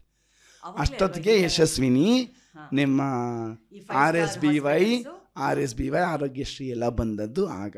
ಅಷ್ಟೊತ್ತಿಗೆ ನಮಗಿನ್ನೂ 2014ಗೆ ಬಂದಿದ್ವಿ. ಪಕ್ಕಾ ಕ್ಯಾಪಿಟಲಿಸಮ್ ಇತ್ತವಾಗ, ಮುಗೀತು ಅಲ್ವಾ? ಇವಾಗ ಈ ಒಂದು ಈ ಕ್ಯಾಪಿಟಲಿಸ್ಟ್ ಕೈಯಿಂದ ಬಿಡಿಸ್ಕೊಳ್ಳೋದಕ್ಕೆ ಸಾಧ್ಯನಾ ಅನ್ನೋ ಪ್ರಶ್ನೆ ನಾನು ಕೇಳಕ್ಕೆ ಹೋಗಲ್ಲ. ಬಿಡಿಸ್ಕೊಳ್ಳೋ ಸಾಧ್ಯತೆ ಇದೆ. ಕ್ಯಾಪಿಟಲಿಸಮ್ನ ಹೇಗೆ ಏನು ಅದರ ಕೊರಳ್ಪಟ್ಟಿ ಹೇಗೆ ಹಿಡಿಬೇಕು ಅನ್ನೋದು ಮಾದರಿನ ನಮಗೆ ಯುರೋಪ್ ತೋರಿಸಿದೆ. ಯಾವ ಥರ? ಇವಾಗ ಉದಾಹರಣೆಗೆ ಸ್ವೀಡನ್ ಅಂತ ರಾಜ್ಯದಲ್ಲಿ 51% ಟ್ಯಾಕ್ಸ್ ಇದೆ. ನಮಗದು ಭಾಳ ಅರ್ಥ ಮಾಡ್ಕೋಬೇಕಾದ್ರೆ ನಾವೆಲ್ಲಿದ್ದೀವಿ ಈ ಟ್ಯಾಕ್ಸಲ್ಲಿ? 11%. ತಿರುಗಿ ಕಸ ಮೆಷಿನೊಳಗೆ ಕಸನೇ ಹೊರಗೆ ಬರೋದು. ಸೊ ಅಲ್ಲಿನ ಲೈಫ್ ಎಕ್ಸ್ಪೆಕ್ಟೆನ್ಸಿ ಎಷ್ಟು? 83. ನಮ್ಮಲ್ಲೆಷ್ಟು? 67. ಅಲ್ಲೇನು ಸಿಗುತ್ತೆ? ಉಚಿತ ಆರೋಗ್ಯ, ಉಚಿತ ಶಿಕ್ಷಣ, ಎಲ್ಲವೂ ಗೌರ್ಮೆಂಟೇ ನೋಡ್ಕೊಂಡ್ಬಿಡುತ್ತೆ. ನಿಮ್ಮ ಕೆಲಸ ಏನಾಗ? ಎಲ್ಲ ಗೌರ್ಮೆಂಟ್ ನೋಡಿಕೊಂಡ್ರೆ ನಮ್ಮ ಕೆಲಸ ಏನು? ಕ್ರಿಯಾಶೀಲವಾಗಿ ಸೃಜನಾತ್ಮಕವಾಗಿ ನಾವು ಏನೇನು ಮಾಡ್ಬೋದು ಅನ್ನೋದ್ರ ಬಗ್ಗೆ ನಾವು ತಲೆ ಕೆಡಿಸ್ಕೋಬೇಕೇ ವಿನ ಇವತ್ತು ಆಸ್ಪತ್ರೆಗೆ ಎಲ್ಲಿಂದ ದುಡ್ಡು ತರಲಿ, ಶಿಕ್ಷಣಕ್ಕೆ ಎಲ್ಲಿಂದ ಫೀಸ್ ತರಲಿ. ಅರ್ಥ ಆಗ್ತಿದೆ ಹೇಳ್ತಾ ಇರೋದು ವ್ಯತ್ಯಾಸ. ಬೇಸಿಕ್ಸ್ನ ಅವ್ರು ನೋಡ್ಕೊಳತ್ವೆ. ಆದರೆ ಈ ಒಂದು ಇದು ಬಂದ ತಕ್ಷಣ ಬಂಡವಾಳಶಾಹಿಗಳಿಗೆ ಸಮಸ್ಯೆ. ನಮ್ಮ ಮಧ್ಯಮ ಉಚ್ಚ ಮಧ್ಯಮದ ವರ್ಗದವ್ರು ಏನು ಮಾಡ್ತಾರೆ? ಎಲ್ಲ ಸರ್ಕಾರ ಕೊಟ್ಟರೆ ನಾವೇನು ಮಾಡ್ತೀವಿ? ಅರ್ಥ ಆಗ್ತಿದೆ ಹೇಳ್ತಾರೆ. ಎಲ್ಲ ಸೋಂಬೇರಿಗಳಾಗೋಗ್ತಾರೆ. ಇವಾಗ ಸೇಮ್ ವೆಲ್ಫೇರ್ ಅಂತ ಬಂದ ತಕ್ಷಣವೇ ಮತ್ತೆ ಕಣ್ಕೆಂಪಾಗತ್ತೆ. ಈಗೇನು ಇಲ್ಲಿ ಯಾತಕ್ಕೆ ಬರ್ತಾ ಇದೆ ಅಂತಂದರೆ, ಬೇಸಿಕಲಿ ಲಂಚಮುಕ್ತ ಭಾರತ ಎಕ್ಸೆಟ್ರಾ ಎಕ್ಸೆಟ್ರಾ ಅಂತ ಮಾತಾಡಿದ್ರು ಅದಿನ್ನೂ ಜಾಸ್ತಿ ಆಗ್ತಾ ಇದೆ. ಪ್ರಾಬಬಲಿ ಆದರೆ ಲಂಚ ಇನ್ನೂ ಎಲ್ಲಿ ಜಾಸ್ತಿ ಆಗುತ್ತೆ ಗೊತ್ತಾ ನಿಮಗೆ? ಇನ್ನು ಮೇಜರ್ ಆಗಿ ಕರಪ್ಷನ್ ಆ್ಯಂಡ್ ಅಡ್ಮಿನಿಸ್ಟ್ರೇಷನ್. ಕರಪ್ಷನ್ ಎಲ್ಲಿ ಜಾಸ್ತಿ ಗೊತ್ತಾ? ಎಷ್ಟು ಖಾಸಗೀಕೃತವಾಗುತ್ತವೆ ಸಮಾಜ ಅಷ್ಟು ಕರಪ್ಷನ್ ಜಾಸ್ತಿ. ಎಲ್ಲಿವರೆಗೂ ಒಬ್ಬ ವ್ಯಕ್ತಿ ಇಂಡಿವಿಜುವಲ್ ಆಗಿ ಡೀಲ್ ಮಾಡಬೇಕು ಅಲ್ಲಿ ಕರಪ್ಷನ್ ಜಾಸ್ತಿ. ಓಕೆ ಪ್ರಸನ್ನ, ನೀವು ತುಂಬ ರೊಮ್ಯಾಂಟಿಕ್ಕಾಗಿ ಮಾತಾಡ್ತಾ ಇದ್ದೀರಾ. ಪ್ರಾಕ್ಟಿಕಲಿ ಬಂತು ಅಂತ ಹೇಳಿದ್ರೆ, ಈಗ ನೀವು ಹೇಳ್ತಾ ಇರೋದು ಆರೋಗ್ಯದಿಂದ ನಮ್ಮ ಸಸ್ಟೈನಬಲ್ ಗೋಲ್ಸ್ ಏನಿದೆಯೋ 15-16 ಅದೆಲ್ಲವೂ ಆರೋಗ್ಯವೇ. ಸಸ್ಟೈನಬಲ್ ಡೆವಲಪ್, ವಿಕಾಸ, ಅಭಿವೃದ್ಧಿ, ಆರೋಗ್ಯ ಏನು ವ್ಯತ್ಯಾಸ ಇಲ್ಲ. ಪ್ರಪಂಚದಾದ್ಯಂತ ಎಲ್ಲಾದರೂ ಆರೋಗ್ಯ ಜನಗಳಿಗೆ ಸಿಕ್ಕಿದೆ ಅಂದರೆ ಅದೇ ದಾರಿ. ಅದು ಸ್ವೀಡನ್ ಇರ್ಬೋದು, ಕ್ಯೂಬಾ ಇರ್ಬೋದು, ಜಪಾನ್ ಇರ್ಬೋದು, ಸಿಂಗಪೂರ್ ಇರ್ಬೋದು, ಎಲ್ಲಿವರೆಗೂ ವೆಲ್ಫೇರ್ ಸರ್ಕಾರದ ಕಡೆಯಿಂದ ಬರೋಲ್ಲ, ಯಾವಾಗ ಖಾಸಗೀಕೃತವಾಗತ್ತೆ ಸಮಾಜ ಆವಾಗ ಓಕೆ, ಇದನ್ನು ಅನಲೈಸ್ ಮಾಡ್ತಾ ಇದ್ದೀವಿ, ಫೈನ್. ಆದರೆ ಇವಾಗ ನನಗೆ ಏನಾದರೂ ಬೇಕು ಅಂತ ಹೇಳಿದ್ರೆ ನನಗೆ ಎಲ್ಲಿ ಸಿಗುತ್ತೆ, ರೆಮಿಡಿ ಎಲ್ಲಿ ಸಿಗುತ್ತೆ, ಅದು ಇಂಪಾರ್ಟೆಂಟ್ ಆಗುತ್ತೆ. ಒಂದು ನಿಮಿಷ, ಆ ಒಂದು ಕಾಲಘಟ್ಟ ಆ ಬಾಣಂತಿ ಮಹಿಳೆಗೆ ಅವತ್ತಿನ ದಿನ ವ್ಯವಸ್ಥೆ ಸ್ಪಂದಿಸಬೇಕು ಅಂದರೆ ಅವತ್ತಿನ ದಿನ ಸರಿ ಹೋಗಲ್ಲ. ಬಾಣಂತಿ ಇವತ್ತು ನಮ್ಮ ಮಾತಿಗೆ ಒಂದು ನಿಮಿತ್ತ ಕರೆಕ್ಟ್. ಹಾಗಾಗಿ ಒಂದು ಆಮೂಲಾಗ್ರವಾದ ಒಂದು ಬದಲಾವಣೆ ರಾಜಕೀಯ ಇಚ್ಛಾಶಕ್ತಿ ಈ ದೇಶದ ಈ ರಾಜ್ಯದಲ್ಲಿ ಬರಬೇಕು. ನಾವು ಎಲ್ಲಿ ಮಧ್ಯದಲ್ಲಿದ್ದೀವಿ ಅದನ್ನ ಮೇಲಕ್ಕೆ ಹೋಗ್ಬೇಕು ನಾವು ಅಂದರೆ ಅರಿವು ಬೇಕು, ಆಂದೋಲನಗಳು ಬೇಕು, ಜನಾಂದೋಲನಗಳು. ಸರಿ, ಎಷ್ಟು ಜನಕ್ಕೆ ಇದು ಗೊತ್ತಿದೆ? ಒಬ್ಬ ಪ್ರಸನ್ನನಿಂದ ಆಗಲ್ಲ, ತಿರುಗಿ ಎಷ್ಟು ಸಂಘಟನೆಗಳನ್ನ ಎಷ್ಟು ಜನರನ್ನ ಜೋಡಿಸ್ಬೇಕು ಅದು ಇದ್ದೇ ಇದೆ, ಪ್ರಯತ್ನ ನಡೀತಾ ಇದೆ. ಆ ನಿಟ್ಟಿನಲ್ಲೇ ಈ ಒಂದು ಪಾಡ್ಕಾಸ್ಟ್ ಕೂಡ ನನಗೆ ಈ ಒಂದು ಸಂದೇಶನ ಇನ್ನೆಷ್ಟು ಜನಕ್ಕೆ ಕನ್ನಡದಲ್ಲಿ ನಾನು ಯಾವ ದಾವಣಗೆರೆ, ಯಾವ ಬೆಳಗಾವಿ, ಎಲ್ಲಿಗೆ ನಾನು ತೊಗೊಂಡೋಗ್ಬೋದು, ಅದು ಆ ಹೋರಾಟ ಅದು ನಿರಂತರ ನಡೀತಾನೆ ಇದೆ. ಜನಾಂದೋಲನ ಇಲ್ಲದೇ, ಸಾಮಾಜಿಕ ಆಂದೋಲನ ಆಗದೇ, ಅಸಮಾನತೆ ಹೋಗದೇ, ನಿಮ್ಮ ರಿಂಗರ್ ಲ್ಯಾಕ್ಟೇಟು ಅದೇ ಬರುತ್ತೆ ವೆಸ್ಟ್ ಬೆಂಗಾಲಿಂದ, ನಿಮ್ಮ ಬಾಣಂತಿಯರ ಸಾವು ಸಹ ಕಮ್ಮಿ ಆಗೋದಿಲ್ಲ. ಓಕೆ ಪ್ರಸನ್ನ, ಇವಾಗ ಎಲ್ಲರೂ ಕೂಡ ನಮ್ಮ ಮೊನ್ನೆ ರೀಸೆಂಟಾಗಿ ಸೇವ್ ಬೆಂಗಳೂರು ಇದ್ರ ಬಗ್ಗೆ ಮಾತಾಡಬೇಕಾದ್ರೂ ಕೂಡ ಜಾಗೃತಿ ಅಂತ ಬಂತು. ಒಂದೊಂದು ಕಡೆಗೆ ಆ ಜಾಗೃತಿ ಅನ್ನೋದು ಕೂಡ ತುಂಬ ಸೈಂಟಿಫಿಕ್ಕಾಗಿ ಒಂದು ಬ್ಯಾಕ್ಗ್ರೌಂಡಲ್ಲಿ ಇಟ್ಕೊಂಡು ಅದನ್ನು ಡಿಸೈನ್ ಮಾಡಬೇಕಾಗುತ್ತೆ ಅಲ್ವಾ? ಆ ಥರ ಯಾತಕ್ಕೆ ನಿಮ್ಗಳಿಗೆ ರೀಚ್ ಆಗೋಕ್ಕಾಗ್ತಾ ಇಲ್ಲ, ಜನಕ್ಕೆ ಯಾಕೆ ತಲುಪ್ತಾ ಇಲ್ಲ ಯಾವುದೇ ಮೂಮೆಂಟ್ ಆದ್ರೂ? ನಾವು ಅದಕ್ಕೆ ಆರೋಗ್ಯ ಆಂದೋಲನನ ಆರೋಗ್ಯದ ಕಡೆಯಿಂದ ತೊಗೊಂಬರಲ್ಲ, ಅಂದರೆ ವೈದ್ಯಕೀಯ ಒಂದು ದೃಷ್ಟಿಯಿಂದ ತರಲ್ಲ.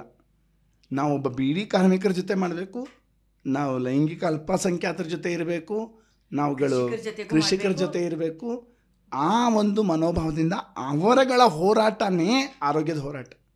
ಕೃಷಿಕರಿಗೆ ಅಂತ ಬಂದಾಗ ಎಗೈನ್ ಮಹಿಳೆ ಕಾಂಪೊನೆಂಟ್ ಬರುತ್ತೆ, ಮಕ್ಕಳು ಬರುತ್ತೆ, ಚೈಲ್ಡ್ ಲೇಬರ್ ಬರುತ್ತೆ, ಮತ್ತು ಗಂಡಸರದ್ದು ಕೂಡ ಬಂದೇ ಬರುತ್ತೆ ಅಲ್ವಾ, ಪುರುಷರದ್ದು ಬಂದೇ ಬರುತ್ತೆ. ಆ ಥರ ಸೆಗ್ಮೆಂಟೈಸ್ ಮಾಡಿಕೊಂಡು ನೀವು ಅರಿವು ಕಾರ್ಯಕ್ರಮಗಳು ಕೊಡ್ತು ಅಂತ ಹೇಳಿದ್ರೆ ಡೆಫಿನೆಟ್ಲಿ ಅದು ಜನಕ್ಕೆ ಹೆಲ್ಪ್ ಮಾಡಿ. ನನಗೆ ಸುಮಾರು ಪಾಡ್ಕಾಸ್ಟ್ಗಳು ಮಾಡೋಣ, ನಡಿಗೆ ಮಾಡಿಸೋಣ ಬಿಡಿ, ಒಂದೊಂದು ವಿಷಯದಲ್ಲೂ ತಗೊಳ್ಳೋಣ. ಅದಕ್ಕೆ we are ready and it has to be IEC ಅಂತ ಇರೋದು ಅಷ್ಟೇ. IEC ಇರೋದೇ ಅದಕ್ಕೆ ಜನಕ್ಕೆ ತಲುಪಿಸ್ಬೇಕು. ಆದರೆ ಜನಕ್ಕೆ ಏನು ಮೆಸೇಜ್ ತಲುಪುತ್ತೆ ನಮ್ಮ ಮಾಧ್ಯಮಗಳಲ್ಲಿ ಅನ್ನೋದು ಬಹಳ ಮುಖ್ಯ. ಅಲ್ಲ ಪ್ರಸನ್ನ, ನೀವು ಒಪ್ಕೋತೀರಾ ಯಾವುದೇ ಬದಲಾವಣೆ ಆಗಬೇಕು ಅಂತಂದ್ರೂ ಅದಕ್ಕೆ ಇಟ್ ಟೇಕ್ಸ್ ಟೈಮ್ ಅಂತ ಒಂದು. ಸೆಕೆಂಡ್ಲಿ, ನಿಮ್ದು ಸಕ್ಸಸ್ ಏನಿದೆ ಅಂತ ಕೇಳಿದಾಗ ಅಷ್ಟಿದ್ದು ಇಷ್ಟು ಕಡಿಮೆ ತಂದಿದ್ದೀವಿ, ಇದು ಒಂದು ಆಂದೋಲನ ಅಂತ ಹೇಳಿದ್ದೀರಾ. ಸೊ ಈ ದೃಷ್ಟಿನಲ್ಲಿ ತಗೋತು ಅಂತ ಹೇಳಿದ್ರೆ ಯಾವುದು ಕೂಡ ಓವರ್ ನೈಟಲ್ಲಿ ಆಗಲ್ಲ.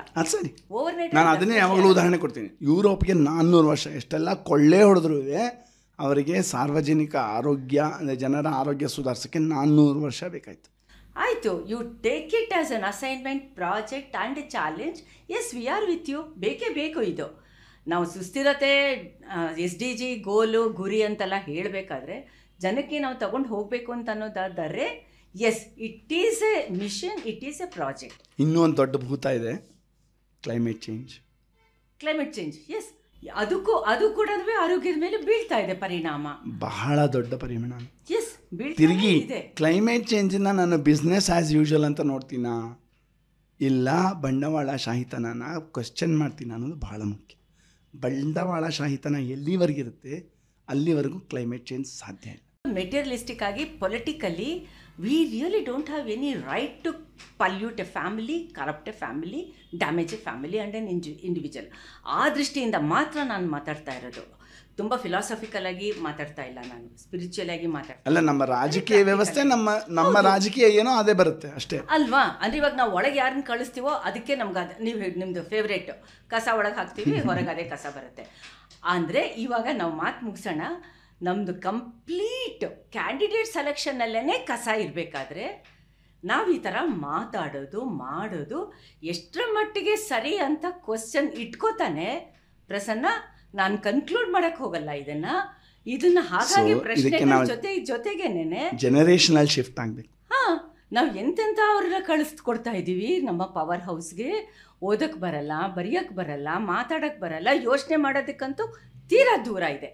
ಆದರೂ ಕೂಡ ನಾವು ಫೆಸ್ಟಿವಲ್ ಅಂತ ಎಲೆಕ್ಷನ್ನ ಚುನಾವಣೆನ ಸಂಭ್ರಮ ನಮ್ಮದೊಂದು ಚುನಾವಣೆ ಆಧಾರಿತ ಒಂದು ಪ್ರಜಾತಂತ್ರವಾಗಿದೆ ವಿನಃ ಆ್ಯಕ್ಚುಯಲ್ ಪ್ರಜಾತಂತ್ರ ನಮ್ದಲ್ಲ, ರಾಜಕೀಯ ಆಧಾರಿತ ಪ್ರಜಾತಂತ್ರ ಅಲ್ಲ, ನಮ್ದೊಂದು ಚುನಾವಣೆ ಆಧಾರಿತ ಪ್ರಜಾತಂತ್ರ.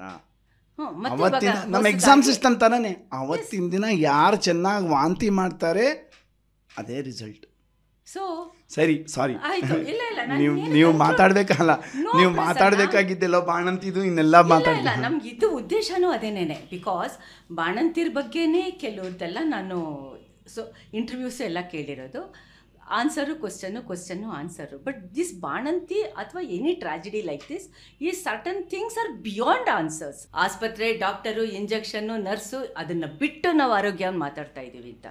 This is just a beginning. ನಾವು ಕನ್ಕ್ಲೂಡ್ ಮಾಡ್ತಾ ಇಲ್ಲ ಈ ಒಂದು ಪಾಡ್ಕಾಸ್ಟ್ನ.